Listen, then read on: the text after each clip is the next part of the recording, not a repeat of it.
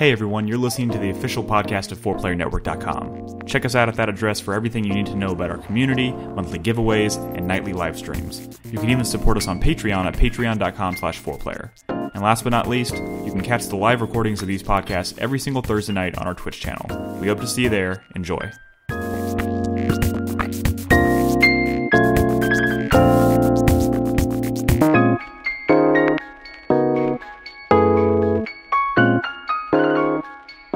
Welcome back to 4Player Podcast. This is episode 633. It is March 12th, 2020. My name is Nick Henderson. I'm joined tonight by Brad Simons. This is officially like when we used to start, when we said we started at 8.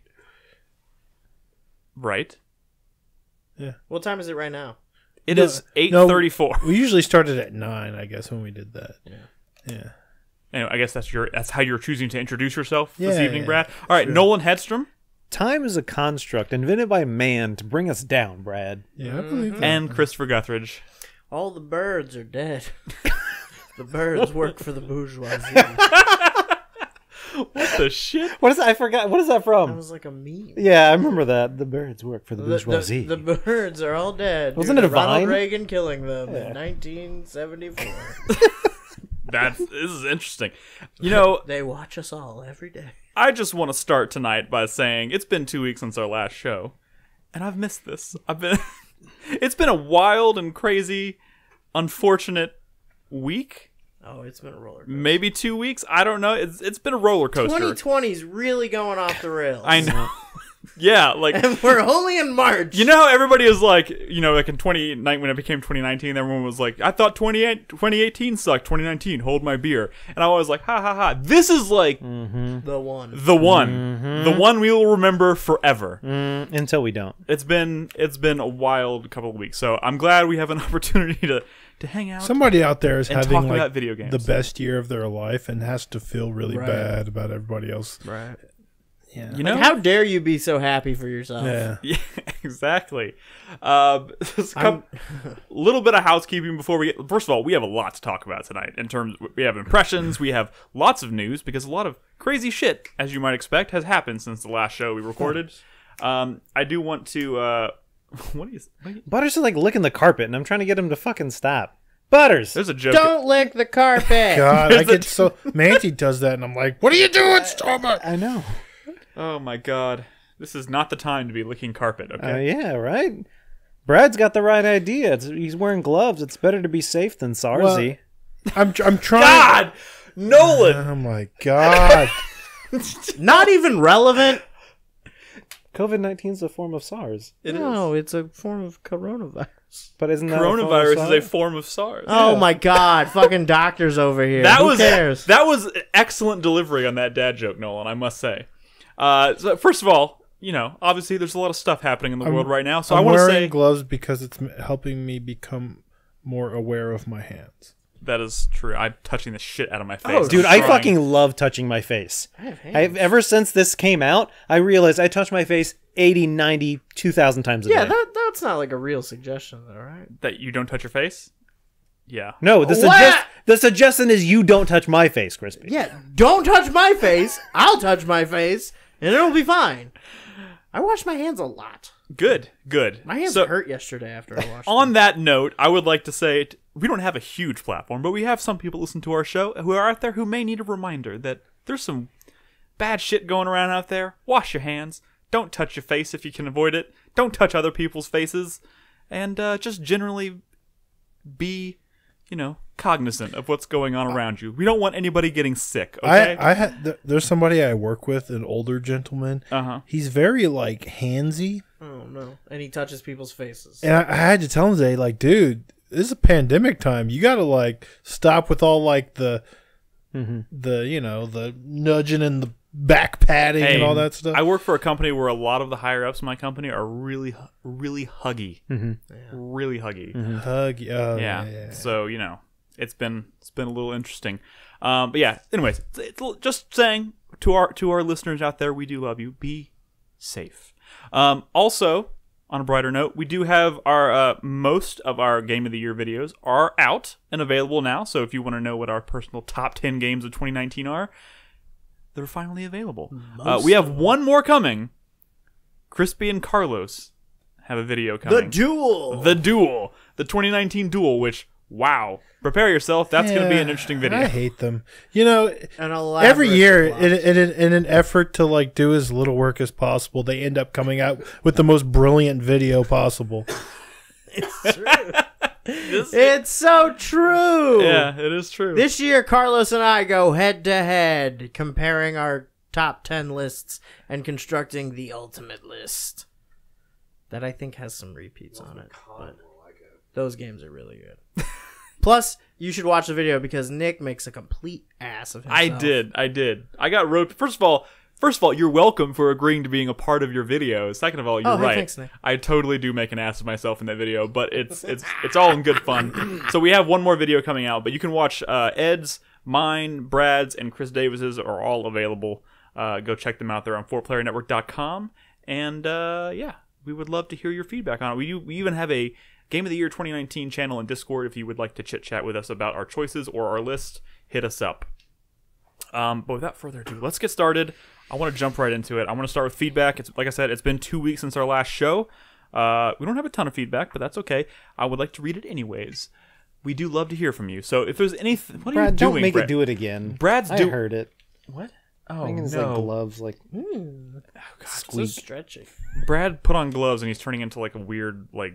I hope this doesn't Movie awaken villain. anything in you. Thanks, Oh, Dean. But yeah, if there's anything that you would like to say Dumb or... movie villain, the prostate examiner or something. Yeah. Is it safe? Oh my god. If there's anything you would like to say or comment about after our discussions this evening, please leave us a comment at 4playernetwork.com on the post for this episode, and we'll read it next week. So, our first comment. Again, it's been 2 weeks, so some of these conversations you may not remember very well, but let's remind you. The Metal Button said, Nick wound up and on the defensive with respect to liking high fantasy, or lack thereof, made for a really entertaining podcast. Nice. Pretty simple. I do, for the record, love high fantasy. Well, he likes it. I fucking hate you. You do think it is just slightly beneath you.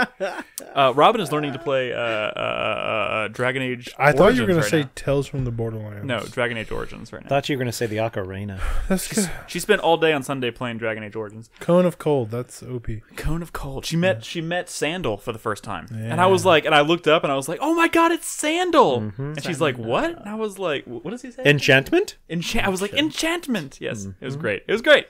What does he say? Jesus No, Christ. I remembered at the time. I just forgot now. Our next comment comes from Potions? Potions! Our next comment comes from Tack. He says, I picked a hell of a show to catch live again. It was a blast. The whole fantasy debacle got me thinking about different genres, and I've come to the realization that I find traditional Tolkien-esque high fantasy boring as sin. No. Nick, did you write this? I did not write this. This is not me. He says, we live in a post-Endless Legend world. What is Endless Legend? It's a 4X game. Don't worry about it. All right. That's a game with elves, humans, wizards, dragons, you name it. It sounds like Lord of the Rings. Like, what? Okay. Sorry. There's like only 2 wizards in Lord of the Rings. It's true. The catch, doesn't that make them more interesting when there's only like a very limited number of them? Joe, Nick, you wouldn't just understand. Read the I know, because I hate high fantasy. The catch is it's a sci-fi game, but it still does fantasy better than most elf shit, sword, and sorcery fiction I see around. This guy's getting feisty. We need more interesting settings if fantasy is to stay fresh. He says in parentheses, Narnia still gets a pass, though? dude. What? What? No way. What?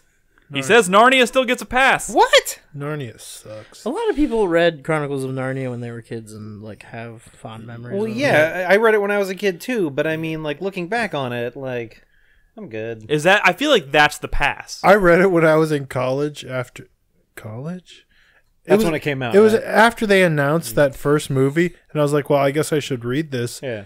And I was like, "What? This is like for babies. Like it was really for babies." Yeah. What's the fawn's name? I don't Tom remember. Tucker. Tom the baby. No, what the? He has like a name. Everyone always remembers the fawn's name. Tumnus. There you go, Mr. Tumnus. And the lion was Jesus. Who Yeah. cares? It's stupid. Our last comment this evening comes from Slopdog.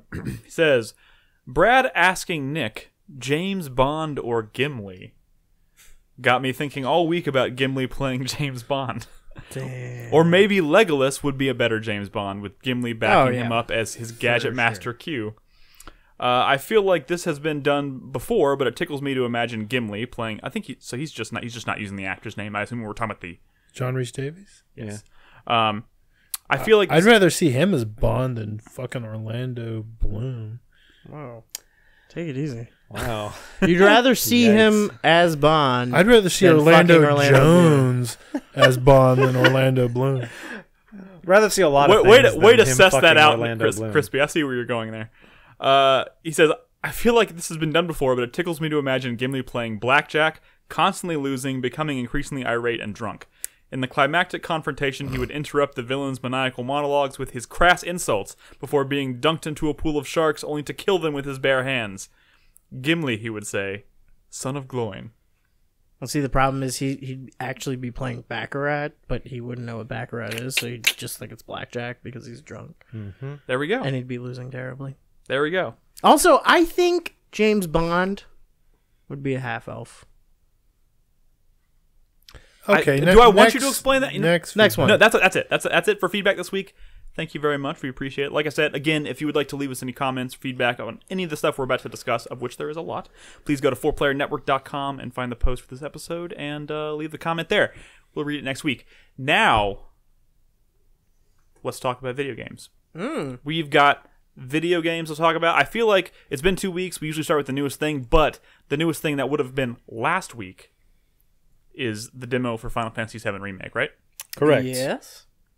So let's start there. Did you guys play it? I did. I think everybody here did. Yes, Crispy. Did you Was play I it? supposed to play it? You're supposed to play Why would you everything. not want to play the demo for the biggest game of the year? Have you seen Carbuncle? Oh, the fuck, Come on.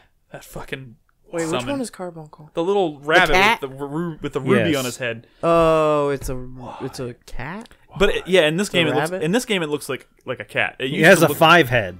I remember Cactar. You know what I heard, Crispy? Yeah. I heard that after this demo came out, pre-orders for this game exploded, quote unquote. Wow. Where did you read that, Brad? I don't know, Twitter or something. Wow, this looks really cool. Thanks. You've I never appreci- even seen this game, I have you? appreciate your enthusiasm. Fucking, let's just beat up Wait a Crispy. minute. Yeah. What is this a remake of? He might be I feel telling like the truth. Crispy. I feel like Crispy has has grown into more and more of a troll. He's the been last- hanging out with Brolos. No, that's It's true. rubbing off. Carlos is rubbing off on Crispy. It's true. He's corrupted me. I can tell. But hey. Okay, To but each is their this own. game good? All right, first of all, Well, let's talk I about played that. it before the show was supposed to happen last week, so it's been a while since I've actually played it. I played it last week as well. I actually streamed it. This is the demo. in lieu of the podcast last week. This is the same demo I played at E3, but I'll tell you this. The good thing is I can actually hear it now. Could not hear shit when I played it at E3. So that's nice. It sounds nice. It's a nice sounding game. I had a hard time getting excited for this thing. Because every single fucking second that they've shown of this game, since they've started showing this game, been in Midgar? has been like from this first sequence. Yes. Including, I saw a leaked playthrough of this demo, 2 months before this thing came out. So it was like, yeah, I know what this is. It felt underwhelming. I mean, Yeah, you had played at E3 and talked about it. I just been hearing about this part for so long, and I came to the biggest, just revelation when I was driving home from work today. What's that? Midgar sucks. Midgar is not a fun part of that game. Well, that's why it's a short part of that game. I mean, and the game gets so much better when you leave Midgar. It stops That's being so correct. linear. There's so much frustrating shit running around back and forth the wall market. The Shinra Tower, that shit was madness. I hated that fucking thing. Like climbing up all the staircases Yeah, and shit, my and having to do all God. the little mini games Oh, my and avoid. God. I mean, I will say this. So It sucked. if this is your first time playing Final Fantasy VII, I feel like you wouldn't be going into it with all the baggage that comes with having played, knowing what Midgar is in relation to everything else. Sure. So it may not be so, but you're right, and It's just hard to get excited about Midgar because, and I restarted Final Fantasy VII recently, Yeah. within the past couple weeks, Me too. and I was playing it. A little bit longer. And you know what I was thinking while I was playing it? God, I This can't wait game's to get good. Midgar. Yeah, Midgar sucks. Yeah. Midgar's boring. I mean, here's the thing. It's because you know what comes after it, and like anytime when you go back for your second playthrough, that first startup is like, oh man, I just gotta push through Midgar as quickly as possible. You almost to an extent forget about Midgar because it's Yeah. less memorable, and then when you're back into it, you're like, oh, this is why I forgot about this. Because it's not the fun fucking part of the game. But here's the question: do we think they can successfully turn this into something that is still from what Great. I have seen so Sure, far, sure. no. really? Ooh, Oh, spicy. Dude, like, how dare you! if y'all would have been there for my stream last week, y'all would have known that I was not enjoying this. It's a combination of I don't really enjoy the combat. Yeah. One of my biggest frustrations is this active time battle or whatever system. This fucking stupid, oh, you can't do any attack anytime. You have to build up a meter and then you can do special attacks and cast magic.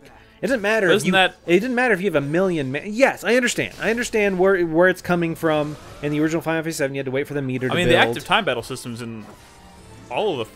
Yeah, this is not the active time battle system. Yeah, I mean, this they is call it- very yes. they They call call it it that. that, but that's not what this is. Yeah. This is there is no fucking turns in this game. You're just Yeah. playing it, but all of a sudden I have to like wait. And like the problem is I don't find it very obvious when I can or can't cast spells. So many times during battle I find myself pulling up the ability to cast a fucking spell and like, oh wait, no, I can't. So now I got to back out of that menu. You Yeah. guys The stare big- at that bar. It's I a know, lot like here's that's not even my biggest frustration then. Yes, and I hate having to fucking stare at the bottom right corner to see if I can do an ability. Here's my frustration with this, and it hasn't gotten there yet in the footage, but it will get there. That's when Barrett joins your team. Because the problem is he has an active time battle gauge too. And the thing is, Barrett's the only one who currently can do like thunder. Yeah. I don't have that materia. I can't modify the materia in the demo. So he's the only one that can cast thunder. So I'm fighting an enemy as Cloud, and I'm doing it my slash, and I'm like, oh, let me switch to Barrett and cast thunder. Oh, his active time battle gauge is only like a quarter of the way full. Even though since controlling Cloud,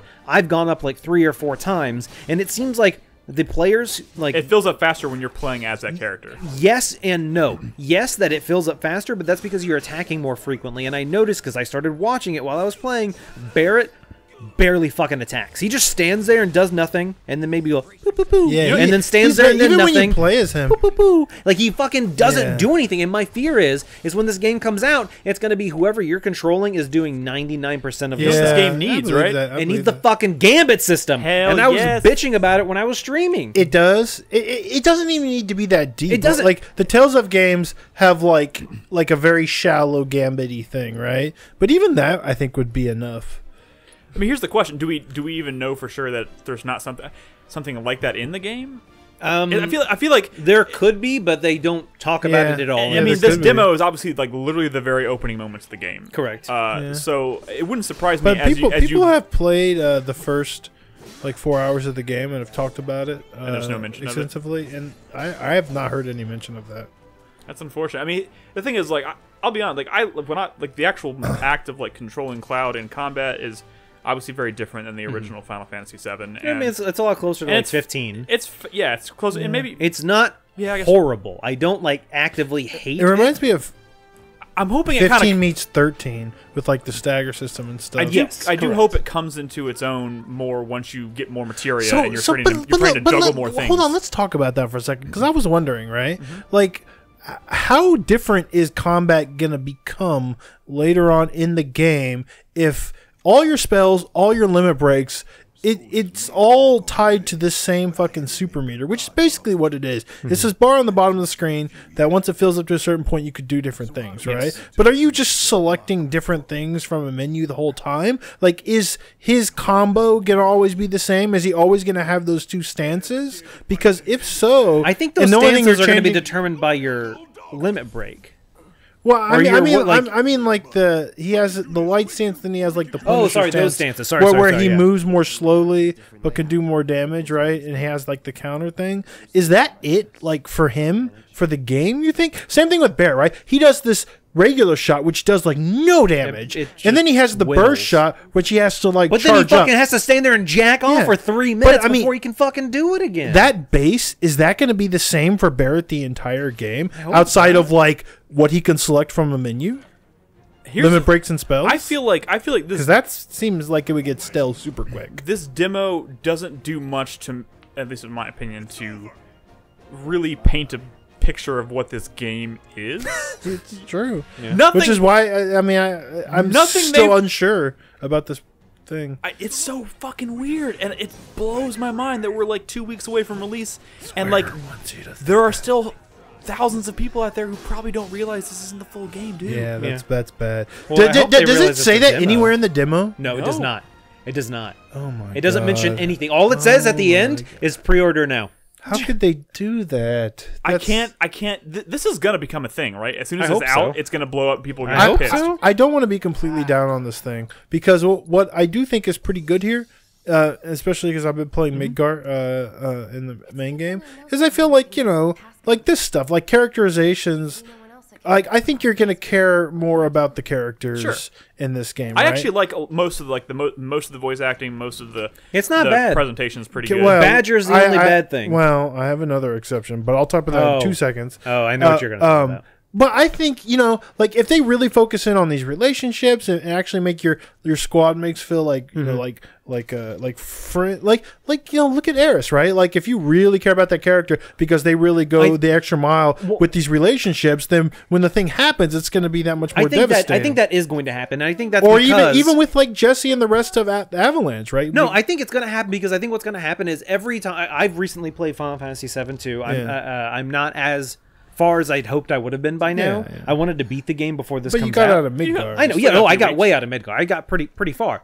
I forgot how many cutscenes are actually in the game, like cutscenes, where they stand around and talk. And I guarantee you those are going to be fleshed out into more, and so I do think the character development will be there, more so than it was in the original Final Fantasy VII, where you're just reading text. Oh, Tifa said this, and like, what does that even mean? Yeah. But when they're actually interacting and having that conversation, It's gonna be good. It's going to be better. I think there's going to be a lot, maybe more so than people are prepared for going into it. I think it won't be until you're actually playing the game and you start to see these conversations play out in front of you that you're going to be like, oh, wow, this is very nostalgic in like a really good way, and like it's exciting to see certain things happen in a much more detailed manner. Like I'm digging all that. I'm not even super down on the combat. I enjoyed the fast-paced nature of it, and I think it feels pretty nice to like beat things up. As Cloud. As Cloud. I don't know how much depth there's going to be, and I would like there to be something that helps you control what the other characters are doing. I'm not super sold on it yet, Like but in By the Goddess, who was our supporter 2 weeks ago, our last podcast, yes, supporter last spotlight. She brought up that even the original Kingdom Hearts had a very, very simple gambit system where you could kind of tell them, hey, do this in this scenario. And I'm really hoping, because Nomura worked on this, right? Yeah, that maybe something comes from that. I mean, we kind of talked about it briefly before the podcast that combat does feel a little Kingdom Heartsy. Like at points, like if there's an enemy that's kind of flying, Cloud will like float up into the air and be doing air attacks and shit. But this is what you want to talk about. I think Brad? Barrett sucks. Dude, this scene is way fucking over the top. It is like ridiculously over the top. I'm of two minds. I'm of two minds, right? Like I'm glad it's not like Advent Children or whatever, where everyone's like dark and serious and fucking cool. Because Barrett's definitely not cool here. No one's really cool here, right? But at the same time, he's still like a cheesy Mr. T stereotype. Yes. And that's how I guess he was written in Final Fantasy VII. But like it was embarrassing back then, but less so because of the time in 2020. It's like way more embarrassing. I guess. Well, I mean, they could have done a little bit to make him less of a cartoon. there's also the cultural difference. Well, yeah. But still, 2020 I agree. versus 97, even over there is different. true. I don't know. It's one of those situations where like the demo didn't do a lot to endear me to that character, but like I'm hoping they managed to do some stuff with him that makes me like the character more, you know, in the full game. It's again, this is another situation where I just don't think the demo does a lot to. The sunglasses suck. He didn't wear sunglasses in Final Fantasy VII. Correct. He did not wear them until Advent Children. Right? Yeah, Advent Children. Yeah. But that because Advent Children was all about we're so wow, you're cool. right. Everything's so cool. We're cool. I totally forgot about that. But like, get rid of the Dude, glasses. watch me like jerk off. Like he just kind of like just starts like meh. I'll do it right here. Yeah. Oh Well, my Oh, hold on, like he does so Meh. little damage meh. with his regular attack. oh, It's taking, like what is taking he out doing? these sentries was kind of a huge pain in the dick. Yeah. And it's it's just primarily like so because much you can't really. Cloud stands around and does nothing. Barrett's fucking Gatling gun arm does no damage unless it's a special, but you got to build that up. Like, yeah, I'm not. Here, you watch. In a second, you'll see me do the fucking Kingdom Hearts shit. I do think it sounds like we're awfully down on this demo, and I don't necessarily want to come off that way because I'll be honest. It's gonna be a crazy nostalgia. It's No, it definitely will. It's gonna be. I'm excited about it. I'm almost more excited about it because I still feel like I don't know what the fuck it is. You know what I mean? Oh man, You still don't know how little of the game you're going to get to play. it's gonna be very linear, very cutscene driven. BT dubs, and But, like, in they- this footage, Brad takes over right here. Okay, here's the thing. No, shut up! You weren't supposed to say that. All right, here's the thing. And we mentioned this. Or this Did you see my little Final Fantasy VII rant on yes, this came video up, that I posted? This came. Well, no, I didn't see that. It came up on Twitter though. I think when you were talking about it, and it's a good point because Square Enix came out and was talking about details about this game, and were saying things like, "This game has vehicles." Mm-hmm. And The original game had vehicles. Well, yeah, but like, but like they're so vague about it. What does that fucking mean? Because do they mean this game? Because they said Final Fantasy VII Remake. That's a good has point. vehicles. I don't know if they're talking about this Because or if this is future just games. Midgar, you're not going to get to any vehicle. Oh, actually, Well, hold on. one. No, you get to one. You get to one vehicle. But here's the question: like what I'm saying is we still don't know anything beyond what's in this demo. Uh-huh. What if Midgar is somehow more open and more like? There's no fucking way. They would be shouting from the rooftops if Yeah. that was the truth. You'd think, but look, I keep having to bring up this example, But here's the thing. we knew every single world in Kingdom Hearts 3 before that came out. here's the okay. So Square Enix is not hiding Kingdom Hearts information. 3. Kingdom Hearts 3. We knew what worlds were in them, and maybe this is just me not paying enough attention, I guess. But like, I didn't expect the world of the Pirates of the Caribbean world of Kingdom Hearts 3 to be as crazy open as it was. Pretty sure we knew all that. And same thing with Final Fantasy 15, man. Multiple demos. Like, we saw...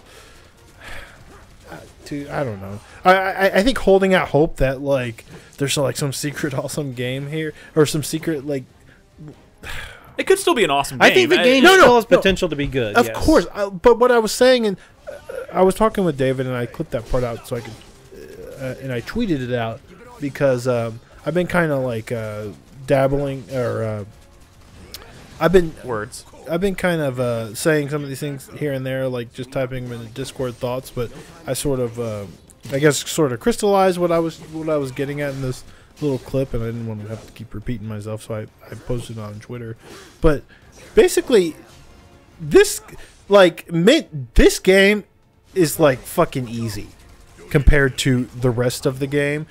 This game can be a 10 out of 10 success, both critical, financial, and just like even the fans can be happy, but it still gives me no confidence that they could actually do anything beyond remake Final Fantasy VII. Midgar is nothing because Midgar was linear and story driven, Super story and they heavy. could easily turn that, based on what we've seen, pull that off. But that doesn't mean anything. Final Fantasy VII is a huge game with all these different vehicles in this world, and you're doing all kinds of crazy shit, like going to Gold Saucer, fucking snowboarding, like you're breeding chocobos, you're racing chocobos.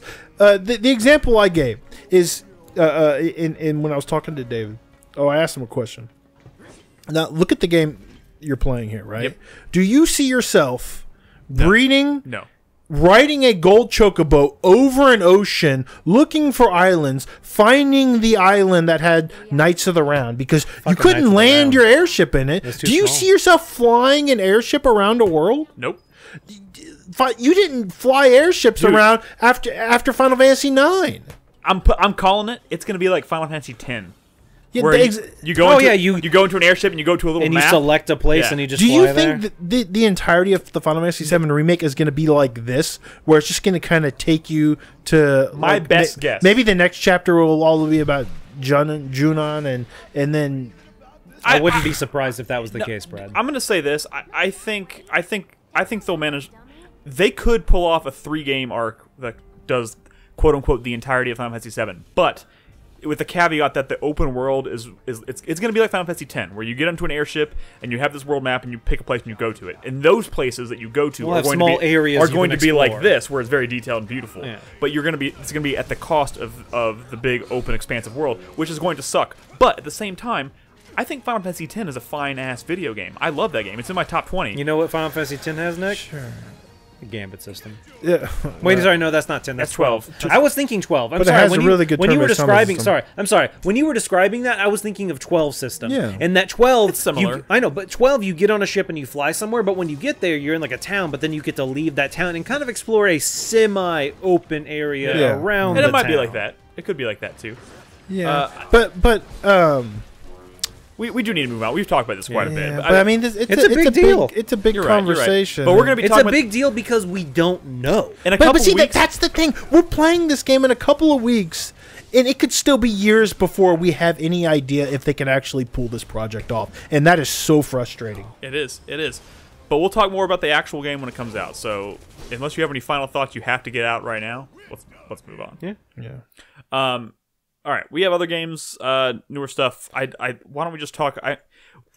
We've talked briefly, or we've played a very short amount of Ori and the Will of the Wisps. Yeah. Brad and I have. I played it. Yeah. I think we 2.5 both played about hours. 2.5 hours. I only have a few minutes of footage on here, and we'll probably go into more depth on a future show. But I just want to get the initial impressions out because it came out yesterday. Yeah. And been playing it for a little while, and it's Pretty. It's pretty. It's very pretty. I feel like there's a conversation. We kind of had the beginnings of a conversation in Discord about it in terms of like how this is an Ori sequel in a post Hollow Knight world, and it shows. Yeah, right? but look, that conversation. Are you playing on PC? Oh, yeah, I guess you have to. Yeah, you have of course. I mean, who isn't? Me. You're playing. I on got. your Not only Xbox? am I playing the Xbox, I got a physical copy of it. You're playing a physical on I'm the playing. base. I'm playing like, this bitch on a Xbox. I'm playing this disc. How does on it a- run? So I have. I would say pretty well, Not. probably. It runs pretty well. It has a Technical few issues It I has a heard. few. Really? It shows a few. There's a few hitches Uh-huh. occasionally when there's like lots of shit going on screen, but nothing that has prevented me from like succeeding a platform challenge or winning a fight or anything like that yet. Again, like I'm only 2.5 hours in. Yeah. It's one of those situations where I probably would love to play it on PC, and I probably should have, but like you know me, I wanted the fucking soundtrack, and I wanted the pretty disc and the collector's Do you have an box. air and all- dash or something? Yes, I do. Well, I have a double jump. Is that what you're talking about? Oh yeah. Oh no, yeah, you have a double jump and you have a roll that dashes you too. Oh, I didn't get that yet. Oh, well, I just got it last night before I stopped playing, so you're probably Okay. really close. And in fact, this is. What is it? Somewhat non-linear. Well, You've played all of Ori in the first one, right? Yeah, but this feels different. This feels like I was able to buy a power up. Mm-hmm. I was able to spend my currency on a choice of Yes. a power up, and that was unlocking stuff in the world for me. But I didn't have to buy that power up. Yeah, I mean, I do think Like this I can is- break through ground. I mean, I think this is non-linear in kind of the same way that Hollow Knight's non-linear, right? Yeah. Well, I mean, yeah, there are certain maybe. things you have to do to win the game to get to the end.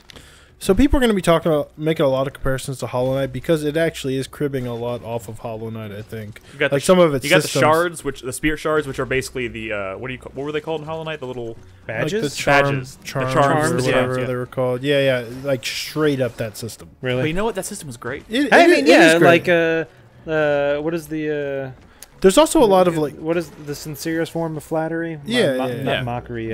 Like, I mean, what's the phrase? I know what you're saying. But yeah, I know what you're saying. Intimidation. Thank you. Intimidation. Imitation. Imitation. The Imitation imitation is the game sincerest is a form more of flattery. serious. Nolan, form intimidation is of not the sincerest- flattening. But yeah, I think it's one of those things where they realized that Hollow Knight was a great fucking game. By no means was Ori and the Blind Forest. a bad game. No, one's saying it was. it's a fine ass game. But between Will of the Wisp and the Blind Forest, Hollow Knight came out. And while Hollow Knight, Ori and the Blind Forest is a good game, Hollow Knight was a fucking great game. Some would say Hollow Knight is a Masterpiece? goat.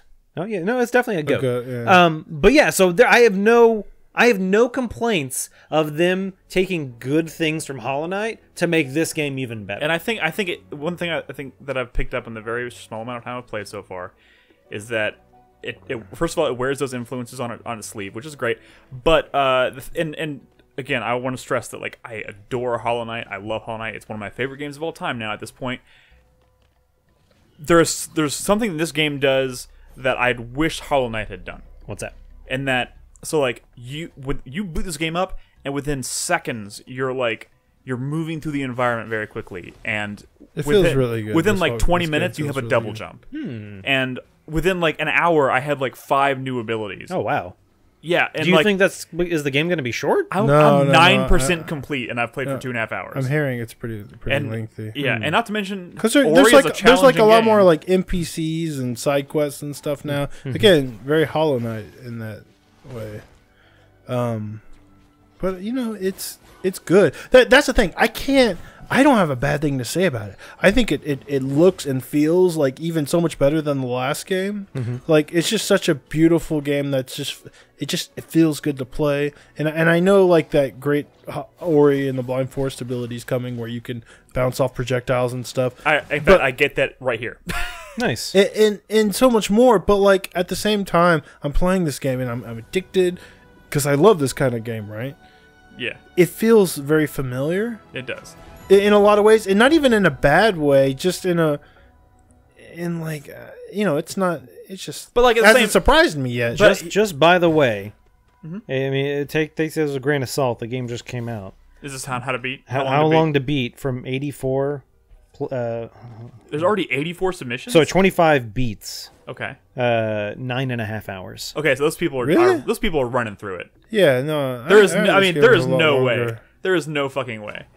Like I remember. Oh, I'm sorry. That's only one poll. I'm sorry. That's a lie. Yeah, So one person The has beaten the it in devs are 9.5 saying that hours. this game is about 3 times as big as the first game. and that first game took me about 16 or 17 hours at least. Wow, really? I think Oh, I don't remember. Yeah, that game wasn't. I wouldn't call that first game short. yeah, I don't remember. No, it definitely was not short. And I've spent a lot of 2 hours in this one area, and I have not even come close to seeing everything in this one area. And this area is fucking huge. And that's just one area. I have there's a bigger world map that obviously I haven't unlocked yet and stuff like that. So I don't know. I have a good feeling that this is going to have a lot of meat to it, and I'm very much it's got its hooks in me already for sure. But what you said about being very familiar, you're right. But at the same time, I'm also thinking about I also kind of feel that way about other upcoming games. I'm very excited about Doom, but at the same time, I'm also kind of like, it's Doom. That's gonna be so good. Though. I know it's going to be good, and that's the way this game is going to be really good. Yeah. But I'm also it's Have going you to be been hard on media blackout for that game? for Doom. Yeah. I wouldn't call it blackout. Yeah, there's more going on Because than you there's probably realize. shit in that game. Yeah. I know. I'm pretty excited for it. Yeah, you should be. pretty People really should be for that one. I feel like. But yeah, I mean, We'll talk about it more. Can I ask Yeah, a question about this? there's- Yeah, for sure. Does the combat still work the same way it did in the first no, one? it's a lot better. Combat's a lot better. I I mean, did not to not mention like you're equipping. No, you're I like that. You're getting new weapons and stuff, or like attacks that you're mapping to the different the face buttons. So Everyone hated the combat in the first one. this one, It's a lot better here. it's a lot better here. I also feel like it's probably going to be a lot more challenging. Like enemies are super aggressive, and they all have different, Yeah. like just this one enemy. And because of that Hollow Knight like charm system, you feel like you're kind of making a build even a little bit. You feel like you have a little more control over the style that you get to play as. In just the same way as Hollow Knight, you're collecting shards that like eventually gives you another notch that allows you Sure. to equip another. Notches. That's what I was Yeah. trying to think of. Yeah. So, dude, it's beautiful. It's fun. It feels amazing. I can't wait to play more of this. So, Damn, I really wanted to play it, but I got busy. So I'm definitely going to, though. I love the first game. yeah, It's cool, a real cool. shame. Maybe you should stop having sex and play some video games. Real shame about that. Quit boning, God. All right, what else we Okay. got, guys? Those are the new. Those are the I have a new things. game. I have a new game too. All right, Okay. no, let's let Nolan hit it. We've been talking. Nolan, what's your? I did my homework finally, Brad. Oh right, I forgot. I played Brad the- gave you homework. I and you played did The it. Legend of Bumbo. All right. Because Brad was begging me to. Dumbo? Yeah, Bumbo. Oh, it just seemed like something you should I see play. how you might think that. Then. The next game from Ed what's his last name? Mitchell? McMillan? Mitch. McMillan? Oh, McMillan? McMillan? Wait, Mc- that sounds Meat very. Boy guy? Yeah, yeah. Oh, McMillan? that- Yeah, and Binding of Isaac. Yeah. Yeah. Ever heard of that one? Have you played Binding of Isaac? Yeah, for sure. Ever heard of that game? Yeah. So this was the next game after that. those So poops? they're poops. There's peas. There's teeth. There's boogers. There's bones. fetuses? Wait, are the boogers the yellow things? Yeah, no, that's pea. Oh, Boogers are the green things. Yeah. Have you Oh. ever seen a booger, Nick? Do you need me to show you? no, I've seen a booger. The leafy. Don't do green. it, Nolan. Don't So Brad, last week when I streamed, I played the Final Fantasy VII Remake demo, Yeah. and then I played this. Yeah. do it. On the stream? Yeah, I streamed this. And they both sucked. I hate it. Wait, are Really? you serious? I think this might be the second game I return on Steam. Oh, shit! I fucking hate it, man. Like, I don't get the appeal. I don't get the draw. This looks like such a Nolan game. You'd think so, but I just was not enjoying it. I don't know if it's one of those things where maybe it starts a little meh and gets better. I'd say Isaac is kind of a little thrown. I would disagree with you. I know. We've talked about that before. Wait, so what is this? I It's don't very. know, I feel like So Nick, this is how this game works. So you have a bunch of like tiles, little icons. You match them 4 in a row, and something happens. If you match 4 poops in a row, you get to place a poop on the battlefield, and that will block a single attack. If you match 4 teeth, you get to throw a tooth at an enemy. If you match 4 bones, you get to throw a bone. If you match 4 peas, you get 1 extra movement. I thought this was going to be kind of puzzle questy. That's what I thought too. It's not. As you can see on the top right, I have 2 special abilities. The first one is when I do match those 4 Ps, I get to use this needle, which is an attack, and every time I use it, its power increases. And the other one is anytime I match at least 2 teeth, I get to use the ability to remove one object from the field to essentially kind of shift how the layout is, so I can maybe be more advantageous to myself. So this is actually the second character I unlock. I'm not actually playing as Bumbo anymore. Bumbo is the first character you play as. I guess technically they are all called It's called Legend of Bumbo? You don't play it? They're all Bumbos, Oh. but they are different types of Bumbos. And they all have different stats. You can see on the left there's like a strength stat, like a speed stat, like a health stat. So they all have different stats as well. So here's me using that spell, so I get to poke the guy. So this is the second character. Some frustrations I have. Every time you clear like a level, everything resets. So if you've built up like a spell or you've collected some stuff, all that goes away. So it's only good for you in that one In this instance. one encounter, except for your health. Your health does not recover. Mom's pad. What the fuck? Yeah, have you never What? played an Isaac game? What the shit? The latest DLC of Isaac is called Afterbirth. That is true. You That is travel to mom's uterus. nothing. Ooh, Have you nothing. never played? I mean, I have. Okay. I do sometimes forget about the afterbirth thing. Yeah. You eat the placenta. An oaky after. He's not wrong. So yeah, as you can see, everything reset on the top right. You can see I have 0 for all of those little icons. I don't have any, like my spell got reset. I did get a new ability, but everything resets. So frustrations. I only have, in this case, I have 4 heart piece. I have 2 hearts. Each one can be half. Enemies do half a damage. It is very hard to get more health. You will see that there are little heart icons, but they are very few and far between. And you have to match them, so you have to get them close enough. I only start with 2 movements, so every turn, yes, thank you. You go to mom's womb, but isn't the uterus a thing though in the game? I'm pretty sure the uterus is a thing. But anyway, Uterus is a thing. Usterus. I don't know if things are going to get better than they are, but as of what I've played, I don't see myself enjoying it that much. You don't anymore. feel the hooks? It's not. There's nothing about this that is screaming at me. Every time I die in Isaac, first off, I kind of know what I did wrong. I understand, like, I shouldn't have done that. I should have done this instead. I shouldn't have taken that gamble. I should have, you know... I feel like it is more me making a mistake. In this, I feel like, first of all, I have to sit here and stare at the screen for 45 minutes to figure out where I can move things to get the most optimal matches. I feel like if I make a mistake in this, it's game over. I die in this footage because I've beat this game once where credits roll. It's one of those things where it's, you know, it's a roguelike. It's like Isaac. A run is very short. Yeah, a run is very short. You can finish a run in like 10 minutes. Yeah.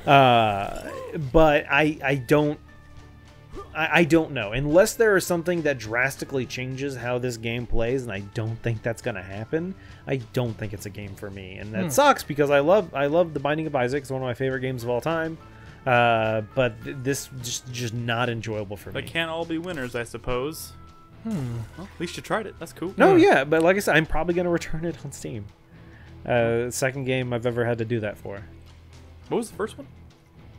My friend Pedro. Oh, right. Yeah, right, fuck right. Pedro. Yeah, I hated Or that no, game. fuck his friend. Yeah, fuck his friend.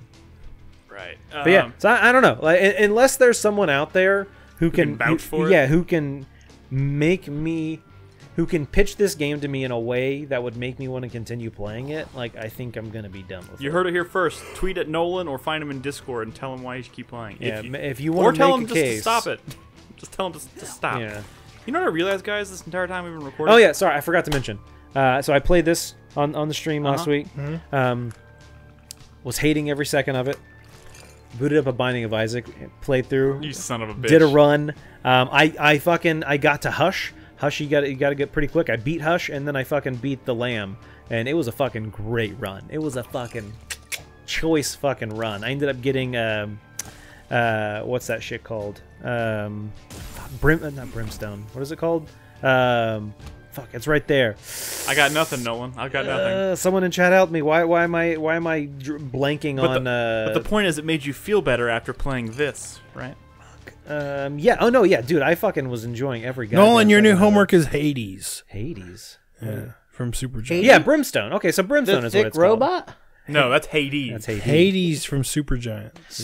That's right. Nobody's played that yet. Brimstone is the one that when you instead of having tears, you do a single like beam of like energy across the screen that hits everything. Beam of sadness. Yeah, which is pretty good. And I also had fucking Lil Brim, so it's a little buddy that does Brimstone as well. Dude, it was a great fucking run. It was like so good. And He's back, baby. Even though like I was only gonna stream for 2 hours, I ended up streaming for like 3 because I was playing Isaac. Like, it's fucking so good. No, your homework is Pistol Whip. It's been my homework for a while. Yeah, what the fuck? Pistol. What's Hades? Hey guys, I finally made it out of I the... bet Bernadette would like Pistol Whip too. What's It's an Hades? early Hades is the access super Hades giant, is the Supergiant roguelike. That's supposed to be really good. That But doesn't remember- mean Well, anything. they announced it was early access when they... the makers one. of That buff Bastion. dude with the really pale skin is wearing like the garland, and he's got a sword. Yeah, I think there's a lot technically of red. still in early access, but very fully It's on featured. Epic It's on Steam now. Game Store. Is it as still in well. early access? Game Awards 2 years ago? It is. This Yeah. this kind of makes me think of like Transistor. Yeah, no, it's the super same giant. developer. Yeah. I didn't like Transistor. No. But It's- Did you like It's more Bastion? like Bastion. Okay, I did like Bastion more than Transistor. It's an action RPG with a lot of like Supergiant's crazy got some good abilities and stuff. stuff. No, Supergiant definitely has good stuff. Speaking of Pistol Whip, I finally made it out of the One- tutorial in Asgard's Reign. Nice. How many hours? Oh, Lord. 7. I mean, It's a 50-hour game. I Nick. know, but here's the thing. You're gonna have to get back to us. dude. I know. I got distracted by something else, which I'll talk about in a few minutes. Do you want to talk about your game Yeah, first? I have a new game. Don't have to speak too long on it. Nick, I know you want to get to yours. Good. Well, I'm not going to speak too long about mine either, but go for it, Brad. I've been playing Murder by Numbers. Not the movie starring Sandra Bullock. No. There's a movie? That's the first thing I found when I Googled it. What? Murder by Numbers is a new Did you watch it? game. I got it for my Switch. Mm-hmm. Have you ever played Phoenix Wright? I have not, no, but I am familiar. Have y'all played Phoenix Wright? Yeah. What the fuck are you talking to? Yes, I've played Phoenix Wright. Nolan's played it for sure. Dude, I have like 3 Phoenix Wright games up there. Okay. Totally. I played Professor Layton versus Phoenix Wright. What was that one? Layton Wright? Okay. I think you got it. Yeah. What's the other one? Okay, Where you so play the other lawyer. shut up. Oh, There's no other. Yeah, Not important. I mean, So, it's kind of important. have you ever played Hatoful Boyfriend, or are you familiar Yes, with it? I'm The familiar with dating sim. The dating sim with pigeons. Hatoful. The dating sim I with believe this pigeons, is that forgot. developer. So It looks like it. I remember seeing that at Wagos Rancheros like years ago. this developer decided to say, "Hey, we love Phoenix Wright. Mm-hmm. Let's make our own Phoenix Wright, Mm-hmm. except Picross." What the shit? And that's what this game is. I like Picross. Yeah, it's Phoenix Wright meets Picross. And when I say it's Phoenix Wright, they like it. I feel like maybe there's a lawsuit that could happen because the Well, music, Phoenix Wright is a lawyer. the music and the sound effects are so similar to Phoenix Wright. It's Wow. shocking. Yeah, but he's like. I'm feeling Phoenix Wright nostalgia. Huh? Huh? What are you talking about? Phoenix Wright's a prosecutor, right? Mm-hmm. Yeah. So he wouldn't handle IP litigation. I mean, he could. I mean, he probably could, but Oh he'd my probably want to God, I consult with shouldn't an IP have asked. lawyer. Objection! I'm feeling nostalgia for Phoenix Wright by playing this game because the sound effects, they're like so close, but they're a little bit off. And the music really kind of evokes Phoenix Wright as well. And even like the flashes and stuff. I mean, it's not as Hold like, it! Picross? Well, What do you mean I haven't Picross? actually gotten into any sort of courtroom or whatever. But hold on, you talked about Picross. Yeah. Picross. Oh, here you go. Here's It's Picross. Phoenix Wright meets Picross. As if right on So, cue. so you know on Phoenix Wright when you'll investigate like a room looking for stuff and you click on it and when you do that in this game, it's Picross. Uh-huh. So I literally have no idea what's happening in this. You've never played Picross? I have. Oh, I mean, I've, great fucking game. I mean, I've this is seen Malia Picross. playing actually. I She's, just- she's playing as well. This looks like fucking. She like really likes She looks Picross. really good at this. Well, she's played a lot of Picross. What Um, is happening? it's I Picross. think I might have Picross up there too. So okay, look, dude, you're an actress. It looks like Minesweeper. You're an actress on a show. You just got fired. Then you find the showrunner has been murdered. Now, this is just the first case. I think there's 4 cases in Are this you a game. person of interest? You are a person of interest because you just got fired from the show. Although there's a bunch of person of interest, and it's this whole mystery thing. And She I don't has know if you're motive. eventually going to end up in court, but everything's so similar to Phoenix Wright. I imagine you will end up in court at some point. Wouldn't that be great? But yeah, it's Phoenix Wright meets Picross, and it has like the charming writing and the charming characters. It is very Phoenix Wright-ish. So if you haven't played Picross, the number it's kind of Sudoku-esque, where the numbers on the top and the left tell you how many I of the get it. dots are in that row. It just but they don't tell clicked. you where they are, but they tell you how many are in each sequence.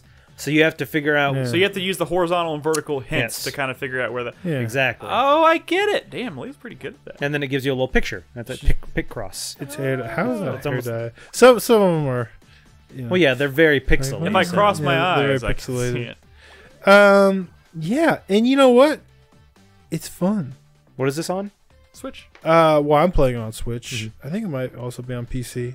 Ah, God damn it! I'm probably gonna get this. It's very charming, and I don't have a lot to say about it. If there's anything I would suggest as an improvement to the developer, I hate because it's very dialogue heavy, obviously, like Phoenix Wright. I mean, it's a visual novel, and That cop looks like he'd be a good cuddler. this is so embarrassing because Henry was watching Malia play it, and she called that mama, and then she called that other dude dada. That's so accurate. Oh, that's It's hilarious. fucked up. But he calls every woman and man mama and dada. It's very frustrating. Got him. Could have called that guy dada. Yeah, sure. No. Nope. Well, see, no. see, he would, but he wasn't on the screen at the Oh, time. sure. That's yeah, pretty funny, and you're a though. robot who lost its memory, and the Picross puzzles are him trying to like remember what objects are or something like that. So all the Picross puzzles are like objects. I like the robot. Yeah, he's Yeah. cool. He's Keep cool. the robot. He reminds me of Job Simulator. Yeah. I was saying my one complaint is that all the dialogue, the only way you could tell who's speaking is the little name in the corner. Like which Honor? side? I hate yeah. having to read that every time. A lot of games that are very dialogue heavy, they'll do little tricks like maybe move where the name Well, yeah, is. they'll move the name or or- like they'll light up the person who's talking. Yeah. So you don't constantly have to check that box. That does kinda It's suck. just a quality of life readability thing Mm-hmm. that I wish they had done something besides just that name. Maybe a different color, right? Sure. Like maybe A you know, color scheme that matches the person. Like, Yeah. she's wearing a purple shirt, so fine, purple. But maybe have his be like blue or something. Or Exactly. like, yeah. Exactly. Or skin toned. Okay. Define skin tone, Nick. How dare you? What are you talking about? Making a joke. Yeah. So So yeah, far I you're mean, enjoying it? the story's fun. It's funny. It's exciting. It's very Phoenix Wright, and I like Picross. The only thing that could make this better is if it was 3D Picross, but you know, can't win every battle. Yeah. I love 3D Picross. Pretty good. Cool. Yeah. All right, one more game to talk about, and then we'll cut for break. I got really distracted this past week and a half, 2 weeks. I played all the way through, and I think I mentioned it at one point. Oh, this is good news. That means you're ready for Tales from the Borderlands. I am. So I played all the way through it. I played every episode of The Walking Dead, the whole thing. Pretty quickly. I would have felt like that would have taken you longer. About 45 hours when you add them all up. Oh my god, That's a a lot of lot hours. of decision making. Do you remember? Do you remember when? If it was a job, you would have gone into overtime. Fuck. What was You're his right. name? What was the guy's name in the first game? Lee? Lee. You remember when Lee is stuck and he has to use that quarter to get out with the air vent? Yeah. How fucking big was that quarter? Pretty massive. It was like fucking like huge. It was, Why do you remember that? It's pretty It was big. a silver dollar. Because I was streaming at the time, and I remember going into so much depth as being confused as to why that quarter was so fucking big. Wait, who is this? Okay, so the reason I wanted to talk about this, and Who is this person? This is Tangerine.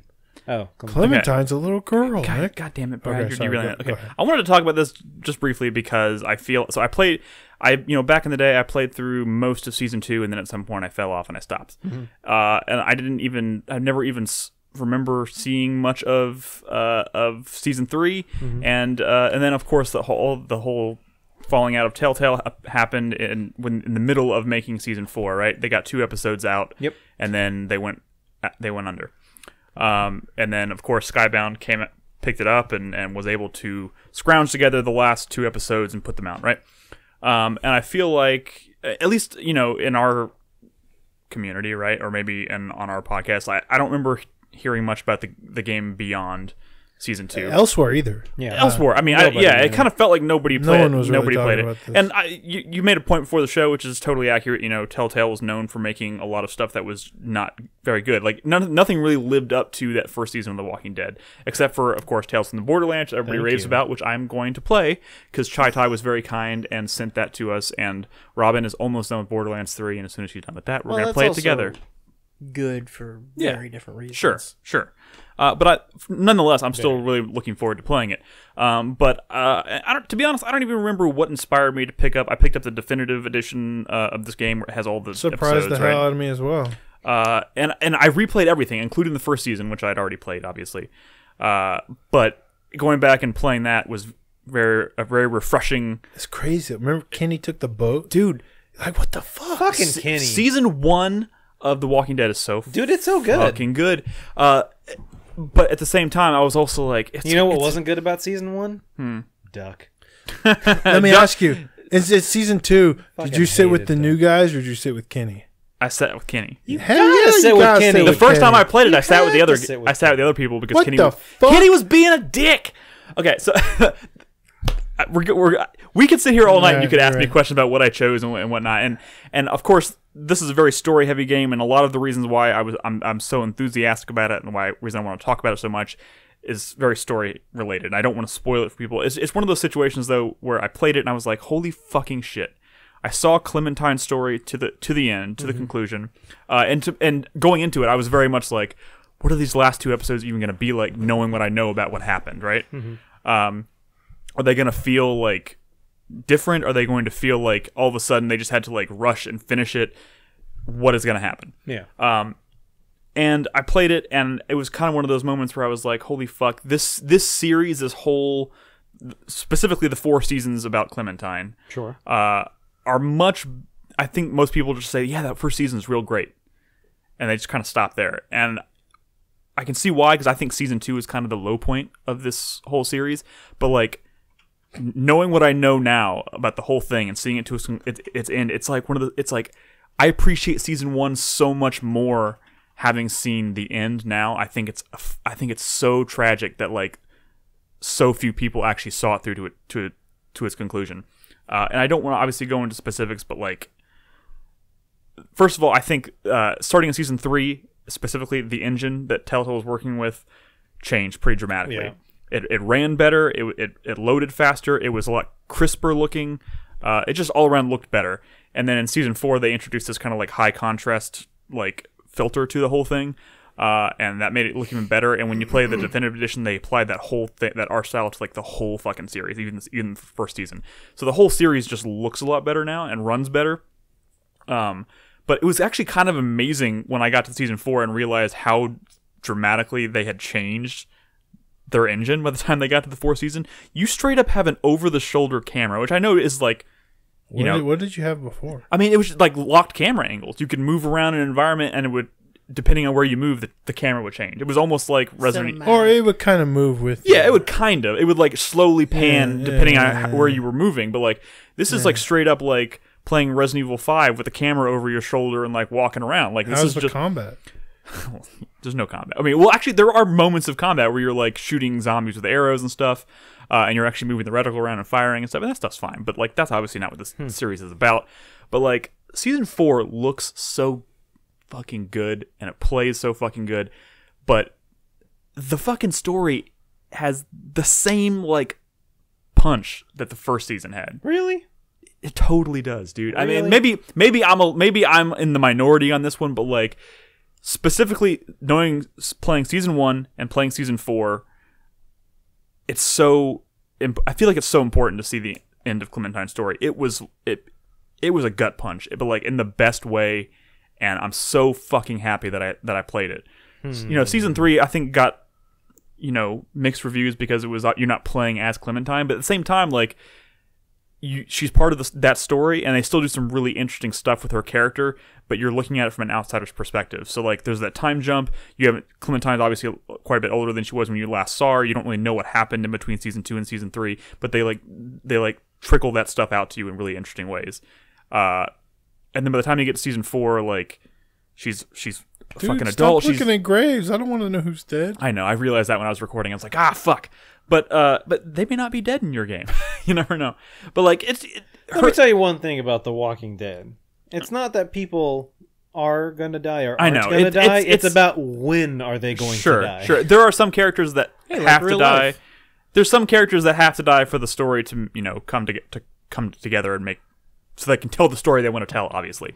But like, season 4 is great in the sense that like it comes full circle in the way you might expect. She's now kind of serving the same role that Lee played in the first season, where she's looking out for someone who's much younger, and she's basically become like a mom to this kid, and it's great to see that. But like, they play it out in a really interesting way, and up until the last moment, I thought I knew exactly how this fucking game was going to end, and I was like, I don't want to watch.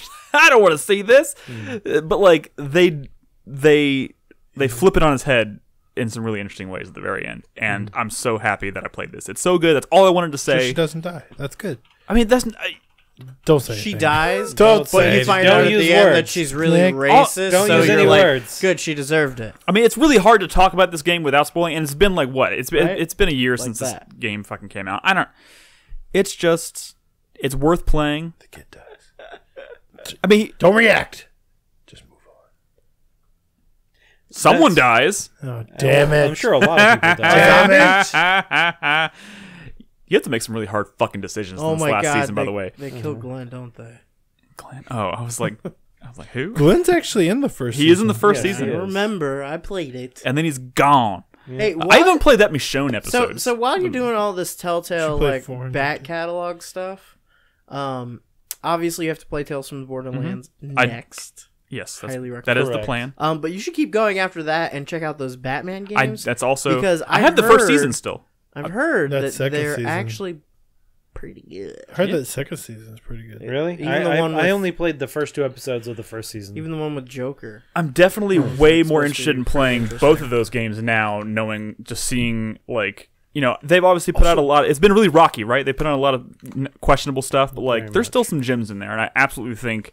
Don't play Game of Thrones. It's I'm bad. not. What about Guardians of the Galaxy? I'm pretty much play it. I forgot that was a thing. Probably It's don't bad. play it. pretty much only planning on played playing it. the two other games that you just talked about. But the point is, The Walking Dead is worth finishing, and I feel like a lot of people just saw Telltale Dude, you know fall what you should do? apart and just You like, should go fuck it. back and play that Jurassic Park game. No. Oh, I played that. I've played and that. It's bad. It's very, very bad. That was pre-Walking Dead, though, wasn't it? Yeah. I also played the Back to the Future one they did. Ooh, how's that? That's Not good. Not good. Not good. Anyways, that's all I wanted to say. If there's anybody out there who's like been toying with the idea of going back and finishing The Walking Dead, it's totally worth it. Do it. Good to know. All right, let's cut for break. When we come back, we have a lot of news to cover, and of course, we'll answer some questions from our viewers and do the 4-player minute. So You want to hear a Telltale Jimmy? No. Puzzle agent. that sounds like a Jimmy. Anyways, we'll take a short break, guys. When we come back, we'll talk about all the stuff that the coronavirus is ruining in this industry, among other things. So yeah, don't go anywhere. We'll be right back.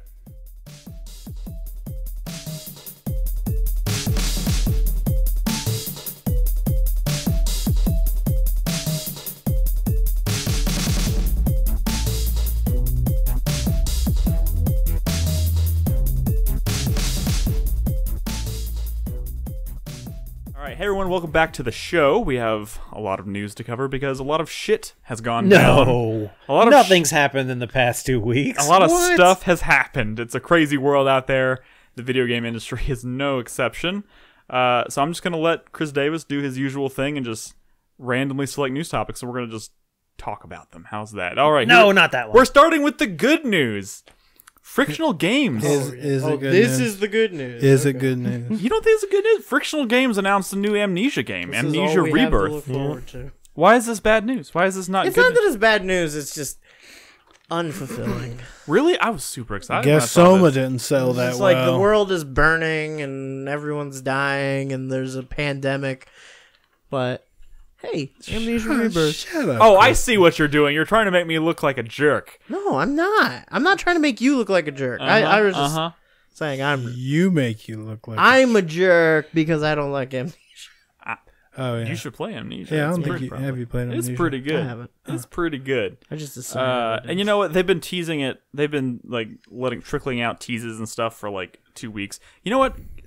2 weeks seems like a reasonable amount of time to tease something before announcing it, as opposed to WB Montreal, who's been teasing new Batman game for like 6 months. Yep. Is that in the news? No, was there news about that?